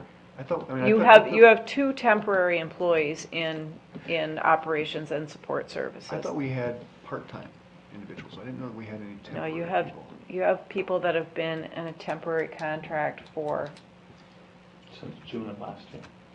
And that was because, Pending the outcome of an HR plan that we kind of wanted to kind of see if those were the right roles at the right time. thank you, Manager Miller. I know Lars has got a presentation, but let me just tell you how I feel right now. Could I ask, I know where you're going, can I I'm ask one not- more? okay, question? go ahead. Okay, I just want to nail down your professional opinion. In your expertise, an organization this size, you don't see any better structure for handling those central services than the one we have right now. for a department of this size, you're small, and because of the services that you provide, and everybody is basically working, you're too small to have a dedicated finance director Or HR. or a dedicated human resources person. For a structure of this size, you need a position that is going to be fulfilling a variety of roles, because none of those are full-time roles within the organization. One more So, question. Yep. So your analysis, professional opinion is that our structure is not the problem in that department. The concerns you heard in the 42 interviews are not related to structure, because you're recommending the same structure, right? Mhm. Okay, thank you. Thank you, Manager Miller. I'm sitting here, I've got a lot of different kinds of experiences in my background. I worked for a firm that had 268,000 employees. So, I'm listening to the description here, and you think we'd had hundreds of employees, departments and functions and all that stuff. And I also owned a firm with 200 employees, and we didn't have anywhere near this kind of complexity with 200 employees. And I've been involved in government. I've been elected official, I've been appointed, and I've been on boards, and I've been staff person. And I've done all this in 15 years. I'm kind of thinking it's kind of a combination of what I'm seeing here is we've got to have a contemporary description. We've got a Gerald R. Ford aircraft carrier that's just launched, which is the enthusiasm, the quality of staff, the talent, and we got a captain that's talking about arranging the deck chairs at the christening. I mean, I think we're missing the whole point here. We're at a crossroads. During the last several years, we've changed our vision and our mission, and finalized our strategic plan, and we're got our comprehensive plan out for review. We've developed a new budget framework. These efforts have required great work by the board and staff. We're currently aligning our capital and staff resources to ensure that we have that we're fully implementing these initiatives. The last element is redirecting the staff to be aligned with, to ensure that we're not honoring silos, but and then we're not hindering the purpose of the district's effort to provide clean water through plans that are developed for long-term purposeful projects. We don't continue to evolve to a premium organization fully utilizing our highly motivated and talented staff in an effort that's based on bureaucracies. I think this whole thing is diminishing the quality and effort that we've got here. We can develop a very comfortable bureaucracy, as small as it is. We can, focus on hiring this person and that staff, and 6 years ago, we had an executive director and one assistant did all the administrative work. And now we got departments and silos, and we developed the management committee because it was during a crisis period in our organization. We had a temporary executive director, and that's why that management committee was organized. No other reason. I was going to propose that we suspend the governance rules and remove this responsibility from the executive director, but I don't think that's a good idea. I'm not going to do that. But what I'd like to do is, I know I'm mixing issues here, but I want people to see where I'm trying to come from. I've been on this board for 23 years altogether, and I've seen it evolve from no staff at all consultants, to now an ambition to build a staff, and there may be a purpose, but I think we're losing track of what we're trying to do, is clean water through this new vision and mission, and still have not a bureaucracy, but a group of talented, ambitious people that are doing their best to serve the mission in a economic way. What I'd like to do is take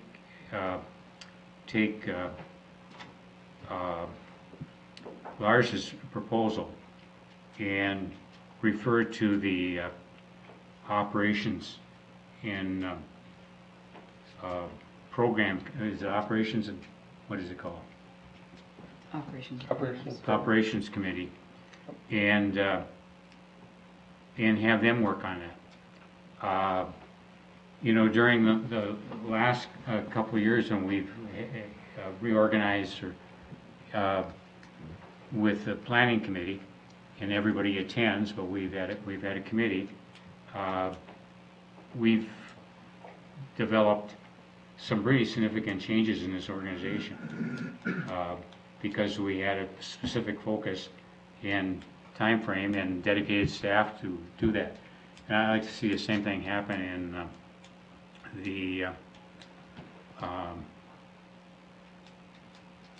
with the operations committee taking on this. They haven't been meeting because they haven't been staffed, and I'd like to see Jessica be the chairman of that committee and take on that responsibility and work with Lars and try to come up with a plan to how to implement these changes that are necessary. Thanks for your comments. Let's keep them in mind and move on to Mr. Grillo. Well, I'll make a motion. I know what's his name, Kurt isn't here, but I'll make a motion that we request the president to appoint a new chairman of the operations committee and take on this responsibility. I think that your motion is out of order because it doesn't pertain to this item. It does. We have an item on our agenda that said, Well, I'll gladly challenge the Committee chair meeting that it is structure, committee not meeting out of structure. order. and you're mixing two things together in a way that doesn't let us really decide one or the other. For information, Yes. there is an agenda item to change the committee structure, but the existing committee structure is still in existence. All right, there's a motion on the floor. I'll accept it. And the motion is to refer this matter to an Operations and Programs Committee Right. meeting, and part two, change Yes. the chairmanship. Is ask that you appoint a new chair. I've talked to both Manager Olson and Jessica about it, and they seem to be didn't object to the idea, either one of them, because I think we just got to deal with this in the same way we've dealt with the mission and vision and the rest, and have them take on the budget issues also. If they don't belong in planning department, they should be in the operations committee where they. But it wasn't staffed, so they didn't have the items properly prepared and submitted to them for participation. That may or may not be accurate. Well, I don't know. Managers' discussion, I also wonder if Mr. Erdahl would like to say anything at this point. I'll second the motion for further discussion. Go ahead, second. I think one of the outcomes, and I was asked by the two designated HR liaisons to kind of suggest a motion of kind of accepting this report and kind of figuring out the next steps to move forward. So I think that from that perspective, I think Manager Miller poses a direction that could be kind of the next steps to follow through on the implementation plan. I think some of these matters have dealt with a functional assessment. Very deliberately so that we weren't talking about performance issues or personal or individual staff in things that would maybe be the purview of the successor to the personnel committee, which I understand is the executive committee. So I don't know if there might be some kind of collaboration or kind of cooperation between those two areas to kind of advance things forward to make sure that we can address things in a real kind of straightforward and direct manner. And I have some thoughts about a little bit more specificity in terms of how things could be implemented too, but I'm happy to proceed as you'd like. Given potential budgetary implications and the fact that our budget's coming up, it'd be good to hear them. Do we need to table the motion? I think it's relevant. I'm sorry? Well, Well, I'm just looking at process. If we're going to have the administrator present his thoughts, is that what you were saying? yeah, I think that's relevant to the. Do I need to have the motion tabled, or you can just go ahead? So, Mr. Erdahl. Thank you, President White and managers. And, I think this has been a long process. We started a little bit over a year ago, and we've kind of had a little bit of some starts and stops along the way. And also, I think that some of the things that we've talked about that Ann presented already, some of these things are already a little bit in the works or kind of in process and transition already. In terms of when we're talking about some aspects of the budget process development and some other types of things as we've kind of shifted alignment in different ways. Some of the things are already a little bit in process. And I shared a memo that was kind of intended to give a little bit of context or a little bit of additional context to the study that was prepared by Ann and the folks from Springstead. And again, kind of looking at the first one here is really one of the things that we're really trying to do most directly here. And so I welcome suggestions and advice for how to better align our human resources with our strategic priorities, because was the missing part in, I think, how we had been operating in past years. And in the past, we did a lot of effort as an organization to develop a strategic plan and the priorities that we think are the guiding highest and best use of our staff time and resources. Along with that, we kind of broke down in last November in the agreement that the board approved to go forward with the Human Resources Strategic Plan process to embark on phase 1 of that, which kind of is the part that Ann was working on with Springstead on our behalf. And so we haven't yet gotten to that phase 2 and phase 3 of this. And I think those are some of the parts that, to Manager Miller's suggestion, maybe those types of things we can bring in-house to complete on a real quick timeline to make sure we kind of bring some of these things to fruition. So we're stop talking and planning about things and start doing things. So to that end, the memo I put together was supposed to provide an action plan looking at 6 broad areas. These aren't siloed. In fact, we talked in the PPC earlier today that the way we're developing work plans is to try to not look at the divisional boundaries between work groups, but look at the major priorities for the organization and to look for ways to work across those. But we did develop some, throughout the whole process we've gone through the last year, we've identified some opportunities to improve how our organization works. And although I think in a lot of ways, like Ann mentioned, we're pretty high functioning, I think we're also pretty self-critical, so we want to look at the areas where we're not as high functioning as we could or should be. So I think those are the areas that we can still look for some additional improvement. And in those areas, I tried to identify in the memo I shared the purpose, mission, and priorities of each of the areas. Some of the opportunities or needs that exist and that were identified throughout the planning process. The recommendation that came through from Springstead, but also looking at kind of how we can truth those in terms of kind of where the rubber meets the road in terms of what types of criteria are we going to use to know when the trigger is to start that new position, or do we not start that new position? Do we continue to outsource? Where is kind of that balance of making sure we have the criteria in mind so that we're not just kind of obligating ourselves on a path for growth, but we're obligating ourselves on a path for kind of continued process improvement and efficiency. Because the big thing we need to do is make sure that we're being good stewards of public resources and that we're adding our activities and our resources, staff, financial and otherwise, add value to the communities we serve. So a couple of things of note is that any new positions that were kind of recommended either in the report from Springstead or in kind of another action plan all need to be justified and kind of developed into position descriptions and brought back to the board for approval. So this is a process that's still iterative and there's still some work to be done on it.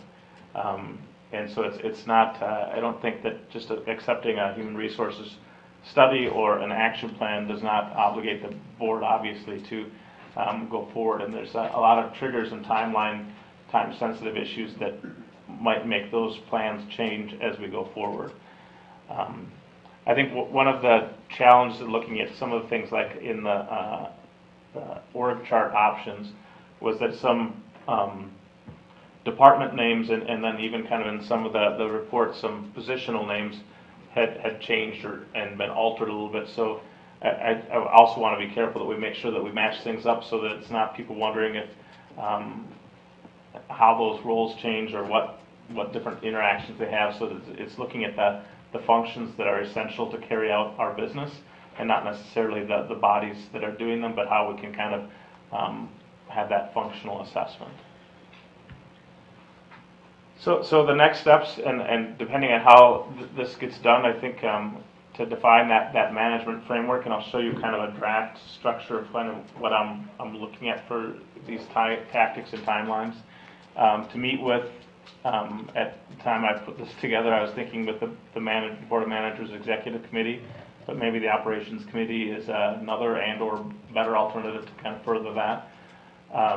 And then define the timelines, budget impacts, expectations, and measures of success for implementation not only in next year's budget, but still this fall in the current fiscal year, and also next year, and kind of looking at opportunities beyond. Because I think the more we've looked at some of these issues and priorities, the more we've realized that some of them are going to take a fair amount of study. And even in the PPC today, we talked about how things like how and if we do, James mentioned in terms of looking at those opportunity grants or different types of things, we need to kind of put some time into putting some thoughts together to do that right rather than doing them quickly, and then be able to bring them back to the board and justify them and present them to you for your input and approval before we just assume that a new position gets added here or there or wherever. It has to be done in a way that the managers all feel is acceptable, if at all. And of course, at Manager Shackleton's perspective just a few minutes ago too, these things have a direct potential impact on the 2018 budget. So we need to have the broad stroke kind of ideas developed into more specifics in a pretty short time frame. So in terms of what I've kind of been envisioning as somewhat of a draft framework, and I know this is difficult and or impossible to read, I can kind of, I thought I could show just kind of the spreadsheet version, but it doesn't seem to show PDFs on the screen unless I just don't know how to manage that part. But to look at each of the action items I identified in the memo and breaking them down into more specific concrete actions and tasks, and then kind of putting them across quarters, Q3 and Q4 of the current year, and looking forward, and then going through each area like of the organization.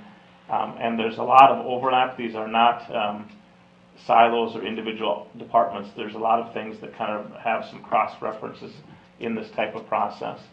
And this is the type of process I'd love to finalize with kind of a broader group of both staff and also the managers if a committee or other place is appropriate to address that, so that we can kind of make some choices and then just move forward. And also, as requested by the liaison group for the human resources, I did draft some very, very draft language for a potential motion if people want to entertain something to this effect. Otherwise, I'm fine to, there's obviously a motion that's already on the floor, so you can make those choices as you will. Can you go back one slide, please? So Manager Loftus kind of identified that the structure was not identified in the interviews of our staff as being the issue. Or I just asked if it was a solution.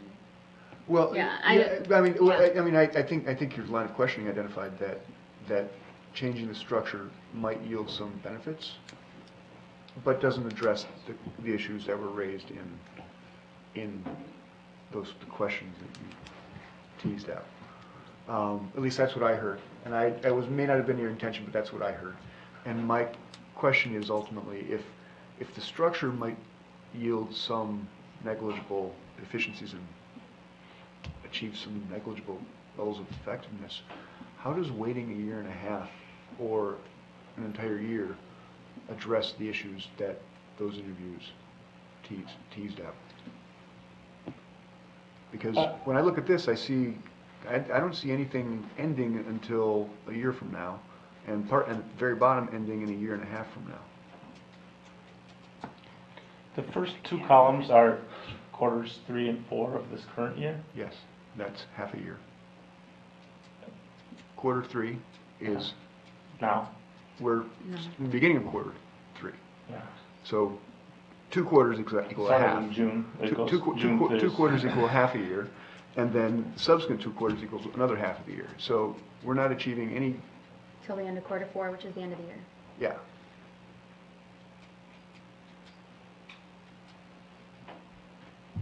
Well, I guess we can kind of go through the specifics of some of these things. I think one of the things that came out in the work plan, although we talked quite a bit, like, for example, a GIS position and the role and timing and needs for that need to be better identified and planned.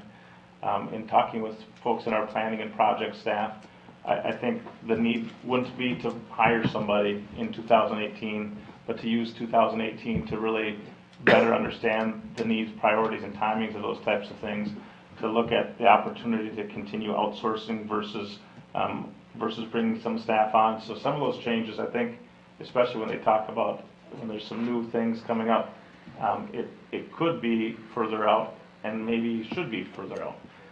Other things like addressing some of the, and this is just the first few items on that list that's kind of a draft version of this. There's other items that could be much more immediate and take part this quarter and next quarter. Were these in our Dropbox? Excuse me? Were these in the Dropbox? No. Is it No, possible to it's, see them? it's, the whole, we get all this stuff so late, you know, and it's so important. I have one question while we have you here, Ann, because I Yes. assume you're not coming back. The next meeting. I mean, the next meeting, not like, we've got great places to go. I lack a little bit of clarity on this. So how many existing FTEs do we have? And what does your study propose? Do you have the current number of FTEs? Why they're studying that, the great benefit I see of going to the operations committee with this is that the two people that were liaison are on that committee, and so they got all that background, and we got a fresh perspective with Manager Loftus's recently joining the board, but her background in public administration is going to be incredibly helpful. So I think, we can sit here and, I've got all kinds of prejudices and opinions that I can express, but I don't think it's going to move us ahead. But I think some thoughtful analysis and study and by the committee could make us all comfortable. I guess the part that would make me comfortable would be more clarity. I'm actually glad you can't tell me the answer to that, because I can't tell you the answer to that based on your study.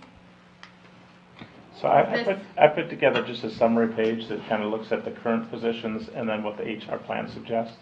Okay. And I think with the caveat that any new positions, again, would have to come back to the board for approval and consideration.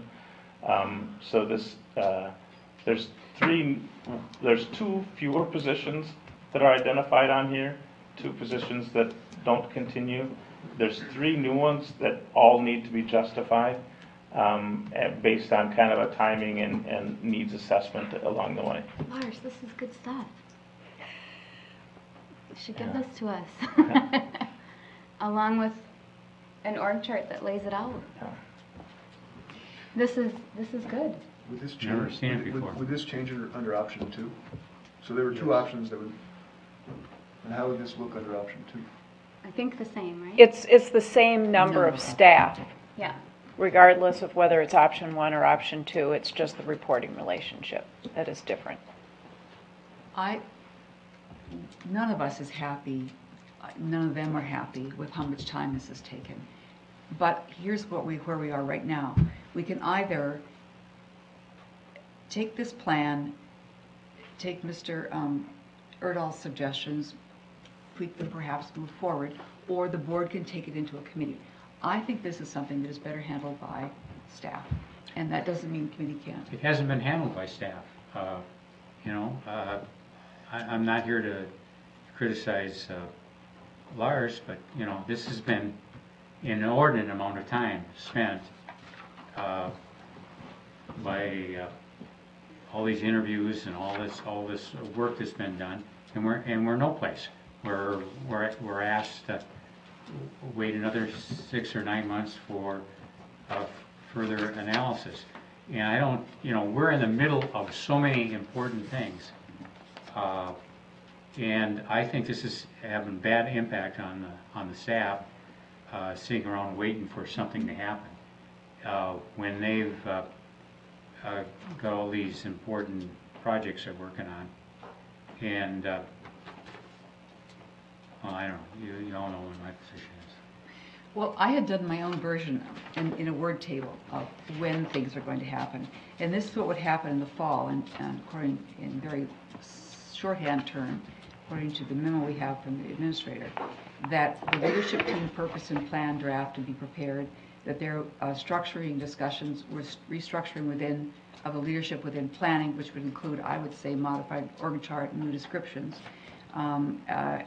existing skills reallocation, job descriptions, restructuring permitting, job description, needs assessed, internal training, IT and database ongoing, research and monitoring, determining the preferred structure, which is the reporting, really. And there'd be job descriptions there because some jobs are redefined, the wetland position. Communications and education, he said for this year, integration, the framework and logistical impacts. Under admin services, transfer in the functions, budget, CIP, debt service and financing, IT, adding those to the existing function, job descriptions, structure and org chart. That's a lot to happen before December 31. And I don't know how it'll happen faster if we chew it over as a board. So unless there are substantive disagreements that we should talk about or differences of opinion, I think we proceed. I could say that I was surprised to find that there was no suggestions regarding adding staff in any departments, say the GIS and the PMLM position. But by your focusing on function, perhaps that was not where you were going. Is that, am I right there? Correct. Okay. Plus, there are some pieces that are moving out. You know, the strategic plan is done. There are some pieces that are moving out that is going to free up some staff time. No, there's so much more work to do that that's not a real accurate depiction of what's going on. But Manager Shakti? I think there's a value in having an engaged board. And I think, I mean, as a former chair of the personnel committee, and it was an opportunity to partner with staff. And my experience here is that the chairperson, irrespective of who it is, has an extraordinarily close working relationship with our administrator. And that there's value in that. But that there's also value in other people providing diverse opinions and also providing the more energy to achieve an outcome. And I think that having an extra couple sets of eyes and 3 sets. And energy saying, let's get this done, provides additional levers of accountability. And there's a value in that. I think that there's a lot of work that needs to happen, but there's a reason we had temporary employees. It was valuable to be reminded that we hired some people on a temporary basis so that we could get some planning done, and that we are long since past the point in time where we kind of envisioned ourselves being done. And I think that is because we have allowed staff to work, as opposed to allowed them to work with enough. I apologize, I grew up in South Dakota where there are ranches, and ranch hands have pokers and, poking your cattle forward. Cattle prod, that was the word I couldn't think of. Useful to have a couple different folks who. He's a long way from South Dakota by now. Useful to have a couple folks carrying cattle I thought you were prods. going to say branding irons, so the cattle prod would be preferable. Well, I don't know, one's electric. Little waterfalls everywhere. So I would like to see this kind of move into a committee and have you three kind of bird dog it. Manager Becker? From what I know about the situation we're in a situation of equifinality. Of what? Equifinality. No matter which path we take, we end up in the same place. All paths lead to the same outcome. So I would propose that whatever we do, we put a timeline on it that has it occur as quickly as possible, given the President's observations of how much time is required, and leave it to the administrator to get that done with the help or through whatever committee we deem is the appropriate one. I'm a little concerned with putting it in a committee that's about to be abolished. No, it's not. We haven't decided that yet. Yeah. It actually doesn't exist yet. No, it does exist. So, I would suggest maybe for clarity, we just have it a temporary committee. I like subcommittees that are informal versus established as well.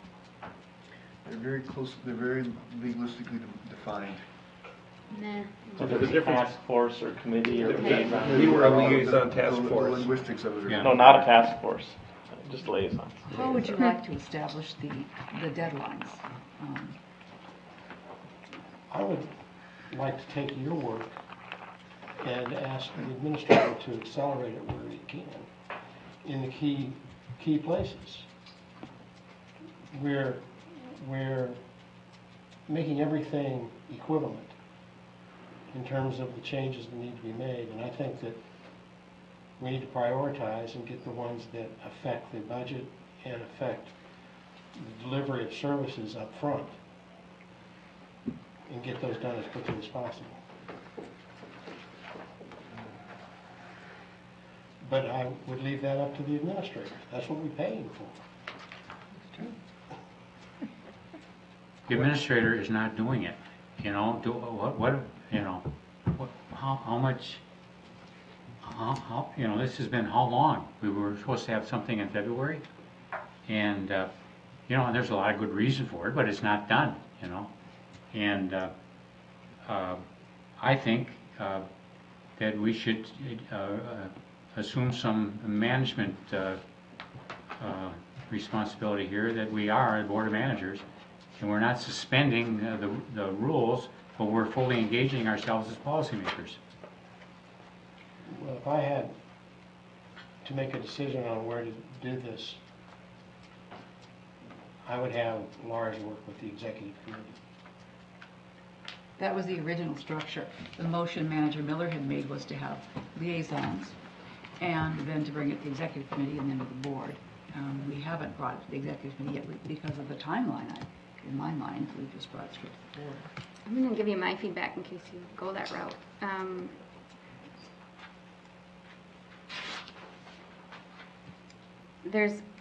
I like option 2 where you combine planning and research and monitoring. I support that. I'd love to see the director's version of how that plays out, the details.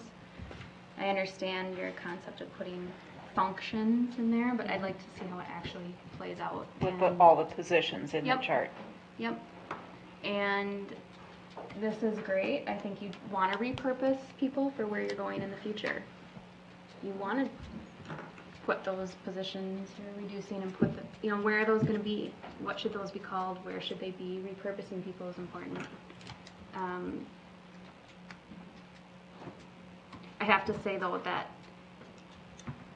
if you told me at the beginning that all those issues were identified and that we'd walk out the other end and the structure would be the same in admin, it doesn't make sense to me. Because I trust, and maybe this is erroneous, but I trust our administrator has everyone performing, right? So the structure should be, you know, what is the problem? It should be, if there isn't a structural problem, what is it? And so to say we're leaving it as in is not solving that doesn't make any sense to me. Maybe I'm missing something big. But, so I struggle with that area, and I struggle with the lack of clarity. What Lars put up here really helps, but it would be so helpful for me to have just, and here's our existing org chart, here are the proposed changes, here's what the new one will look like. To me, that's clarity. Reading this report and then reading the comments of the summation of all the interviews, we're in two different planets. If everybody went through the attorney and read the summary of the interviews, it this is not reflecting anything that, that the interview was, exposed. Well, it's solving some issues in planning and research, but it's not addressing 70% of the issues. Or whatever the number is, whatever the percentage is of the major issues that were identified. So, I mean, if we accept this, I mean, we're okay with that? That's what we're doing? That's what we're marching forward with? So I guess before you talk about implementation, I just want a little bit discussion on, we're fine with these results, and you guys have so much more background than me, and I'm probably missing something big here. I don't think you're missing anything. I would concur. I don't think you're missing anything. And I think the way you've been looking at this has actually been really useful. My concern with saying staff go do good work, come back, is I have this from whatever the date is, June 8th. And it's, I wrote to myself, save for June 22nd meeting, so we could talk about the human resources plan. It's almost August, and in my mind, we're coming up in September looking at our levy, and our budget is approaching, and we have titles in statute. And I think we're at a certain point where we need to start exercising those titles. And do you have any options to help us with the majority of our issues? Are there other structures for administration that would be helpful? Or this is just the ideal structure, stick with it? There's never an ideal structure. But this is the one you recommend. What we're looking at is functional areas, and where do functional areas belong. And for functional areas, But would you drill down on that for us to help us? I can, absolutely. Manager Miller? We got one function, clean water. And we do that through science-based planning and implement projects. Everything else that we do is in support of that. That's having these silos and functions doesn't make any sense at all. It's whatever contributes to the development of the projects that result in clean water based on science. So Manager Loftus, what you would like is more detail as to what would fall under all those. I'm just looking for solutions, honestly. You identified some pretty serious issues, and I appreciate you identifying them, but I was also hoping for the solution to them. I guess it's possible there is no solution, is what you're telling me, or I'd love some options on what the solutions are. I hate to leave the majority of the issues sitting out there ignored.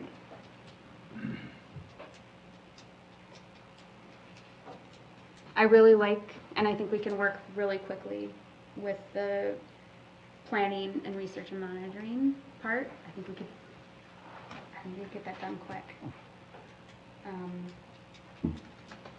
Maybe not. Maybe that's something people can move forward with right away, but I guess I struggle with what we're launching off of right now, and it makes me sick to kick this down the road, because I know how gut-wrenching it's been for the staff, and it's not fair to keep going through this, and it's not fair to not have clarity, and it stinks. So it's one thing to say, how are we going to get there, but I'm not quite, where are you going? What are you accomplishing? You're accomplishing, I'm not sure what you're accomplishing, I guess. You know, and I can tell you that when, some of the preliminary information that looked at, a lot of that was questions that came from a lot of staff, because as I said during the presentation, operations and support services or administration or whatever you call it. For most employees, that's in any organization, that's usually kind of the great unknown area as to what do they do in administration. They're not developing projects. They're not doing water monitoring. They're not issuing permits. So what are they doing And up because of there? that great unknown, and because they're not producing widgets, Mhm. everyone wants them to be as tight and efficient as possible Mhm. and reliable at the same time. Correct. So what we need for your professional advice is that we're at the right size Mhm. and we're at the right structure. And I can provide you more detail on. I don't want a lot of detail, actually. I'm kind of a one-page type of person. Well, it would still be one page, but Okay. it could be more Some detail options. that would You know, maybe lay it out a little bit better for you so you had a better understanding of Well, exactly you see what a we're lot talking how about. organizations this size are run. Mhm. I mean, what is the optimal way to run them? And that's the recommendation of having that administration department that is responsible for finance, for human resources, for the broader IT In your responsibilities. charts, what do you got Lars doing? Lars, he is responsible for, all of the public contact for. Okay, and which it- public contacts? As long as we want to pretend No. that, yeah, really. No, that's not appropriate. Yes, it is. It's we're dealing with the organization. And she identified as our consultant that he's in charge of public contacts. Okay, let's find out what they are. No, that's not on the table. That is not the subject we're discussing. That is more in the lines of a performance review, and it is not appropriate.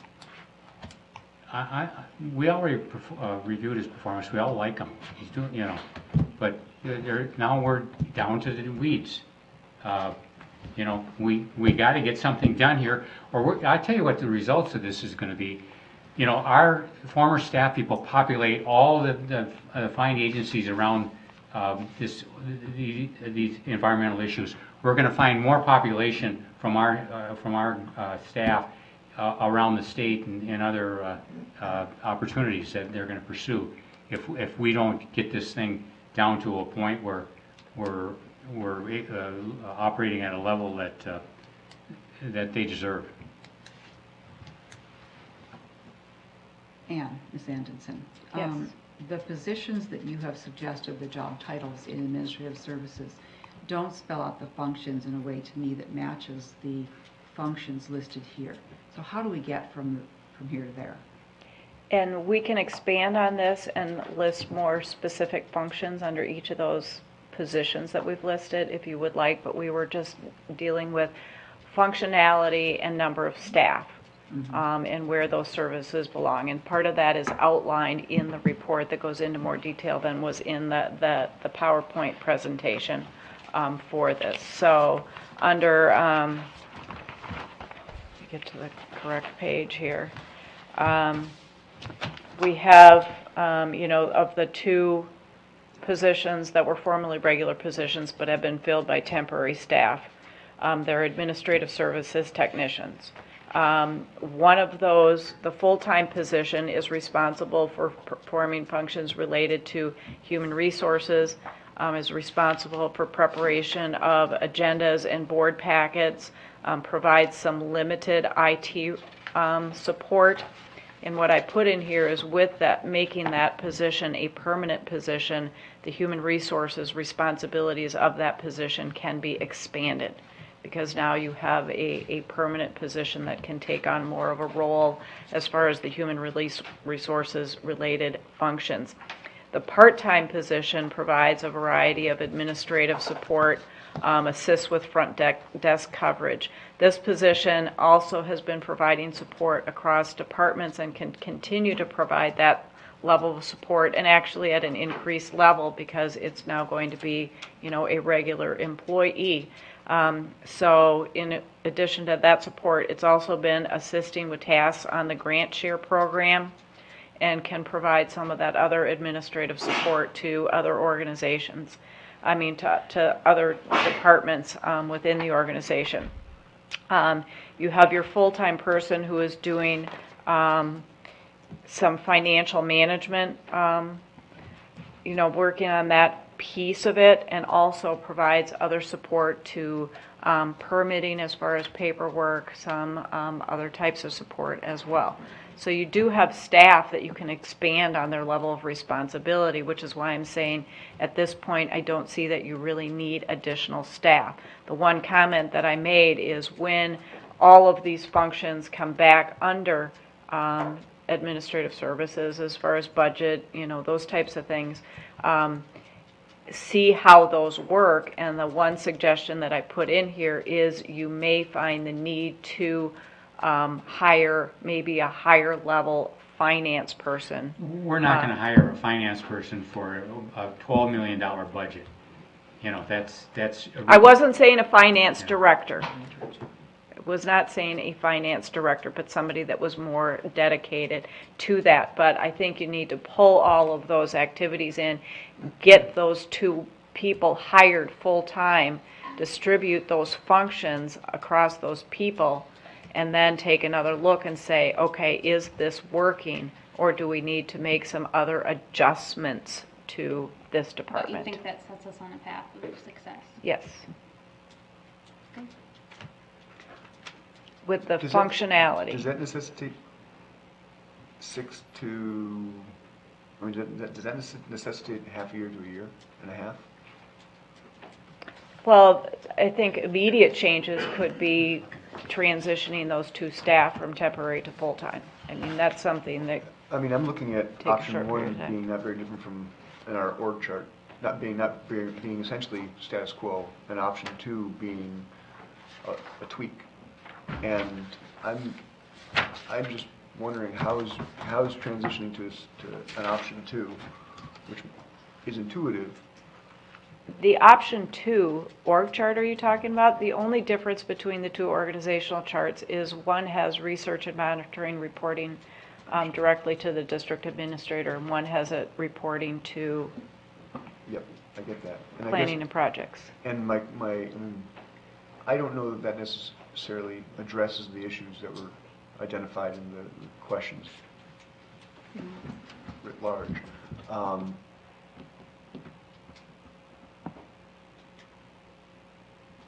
I've got to believe this was done not just as an exercise, but using our budget and just thinking about our organization. And so I would be interested in additional details on, I like the idea of sending this to a committee, because I think there's some meat that needs to be fleshed out, and that there's information that we just need so we can do some actual budgeting quickly. And I don't see this being as complicated as it's being laid out as. This feels very reminiscent of past budgeting experiences I've had in this organization. Manager Olson, you haven't been weighing in heavily. Is there anything you'd like to add? The clarification is that both of these options are one director short of what we currently have. Is that clear? On those? I understand what you're saying. Okay. Yep. So, It doesn't say that in the report. it doesn't say that in the report. No, I had to figure it out, right? I had to figure it out. Okay. It's an option in the report. Option 2. No, It's an option in the no, both So options both include. options, 1 and 2, have no more director in. But that doesn't say that anywhere, but you're right, I think Yeah. that's how it's laid out. And so the question is, does the supervisor and research and monitoring report to the administrator or to the planning director?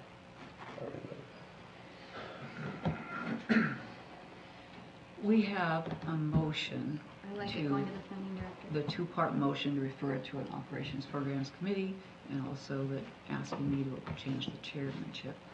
And suggested, not motions and amendments, but suggested ideas about another way to do it, another way to do it. We have a motion. Mhm.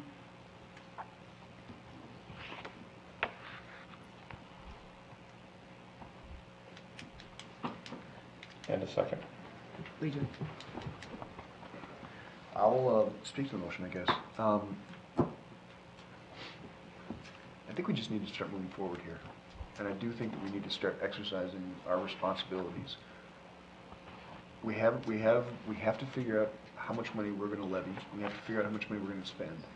And we need to start thinking with dollars. And we need to stop thinking in the abstract. And we need to just start moving forward in a way that is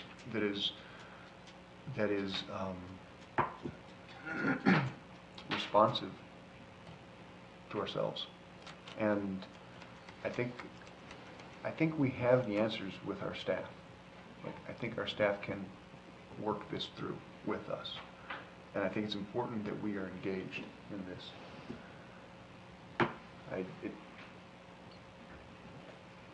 Our timelines have not been met at any point, which is why we have temporary staff who are still here. And this is not rocket science. We are not a super large organization. I mean, I think it's doable. I think it's doable within a month to have a game plan, have a budget flushed out,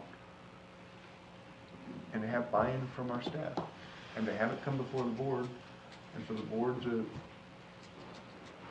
have a genuine discussion. But I think it's incumbent on a couple of us to do this work. You're speaking in favor of the motions on the floor I am. to assign it to Operations Appropriates Committee. Yes. Any other comments? I don't want to confuse anything because that's already confusing. Once this motion is done, I'd like to see some action taken tonight. And I'd support option 2 here with the details fleshed out based on your option 1, or your motion that you're about to make. And I appreciate Dick's confidence in me to help where I can, but I would ask the second motion I make after that would be, in addition to clarity, I think accountability is another thing that we need. We've done amazing work providing strategy and mission and purpose, and now if we can get some focus and then some accountability, we're on the right path. And I'm happy to chair, but my condition would be that that on August 24th you follow the president's lead on, inspiring us to get Lars's performance evaluation done and getting that completed, and that we set forth the expectation by resolution that performance evaluations happen organizationally every year for everyone. If that isn't already being done and can be shown to me, then we don't need that, but I'd love to see that be set as the standard. And the board has started that and led that, but I'd like to see it formalized throughout the entire organization. I think we have that. Do you? We've done Is that- annual reviews of the staff, who's our direct report, and performance reviews are done across the staff. Am I Every right? year for all Yep. staff? Yes. Okay. I just want to make sure that follow-up accountability piece is there. Okay. Those in And favor? everybody's above average. That's totally Like true. Lake Wobegon, okay. Yeah. Those in favor of the motion, please say aye. Aye. Those opposed? No. But we will definitely go to Ops Committee then. And do you want to make a motion that we choose option 2, or favor option 2, or not? Trying to think of how to phrase it. I do support option 2. I'm not completely clear on what the roles and duties are, and I'm not necessarily supportive of any new FTEs. I'm supportive of repurposing positions if needed. So I think there's some definition that needs to happen within this option 2 org chart. Some clarity and some drilling down on that, which we can do in that committee. But So it doesn't generally, actually need a motion, it's just, generally speaking, I prefer that option for planning and projects. So if it's helpful to the staff to have some action on that part of the study, then I'm happy to make that. I don't, if it doesn't serve a purpose, then that's fine too. I think there'd be utility to give a little guidance in terms of what kind of work to be done, so that there's focus. And I think the idea of specifying an option, Yeah.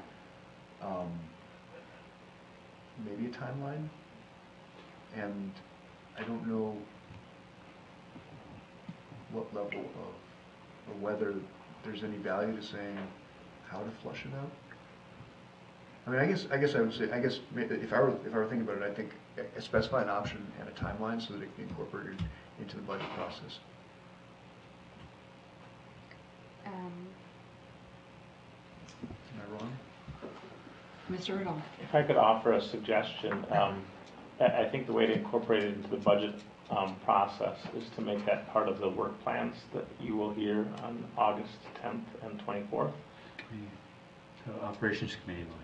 And the still to be scheduled Operations Committee, that will be a direct way to implement that. So if, I know that at the June 22nd meeting, I believe the board made maybe that was the earlier meeting, June 8th, made a recommendation that we should kind of have the two different, at least some different organizational options, one of which needed to include having the research and monitoring function within the planning and projects department. So if that's and our staff in planning and projects and research and monitoring have been kind of developing some different ideas and options to make either one of those work, and looking at some of the trade-offs for those things. So I think if the Board of Managers wants to give that directive, then we can focus some of those efforts on one path instead of two. I'm happy to nail down what's clarifying for me and bring it back to you on the 24th of August, which is less than 30 days. I'm thinking about the timing. Should be faster. Possible. Yeah. Is it possible that the committee meet before August 10th? Yes.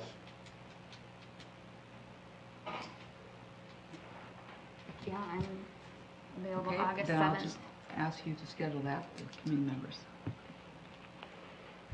Pick your time, Manager Loftus. Well, I won't be here at the meeting on the 10th. I've given notice on that for a while, but August 7th or August 15th, I'm open. 7th. Let's try that.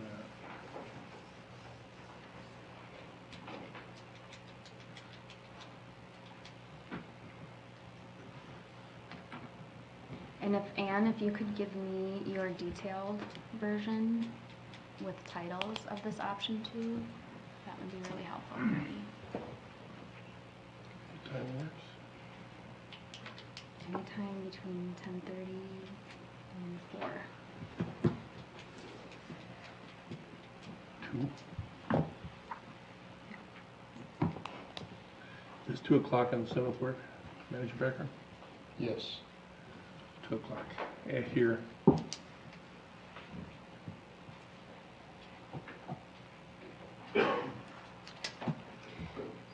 Thank you very much for the time you've given this effort. Thank you, Mr. Riddle. You're welcome. Would the board be interested in removing item 12.2 from tonight's agenda and continuing to a further meeting? And I'm glad we haven't gotten to any conclusion for the staff, so I apologize to them. Just table it, which would functionally be the same. Okay. Table. Thank you all to staff. I hope that we can resolve this quickly. I know that that's important. Quickly and well. And meeting is adjourned.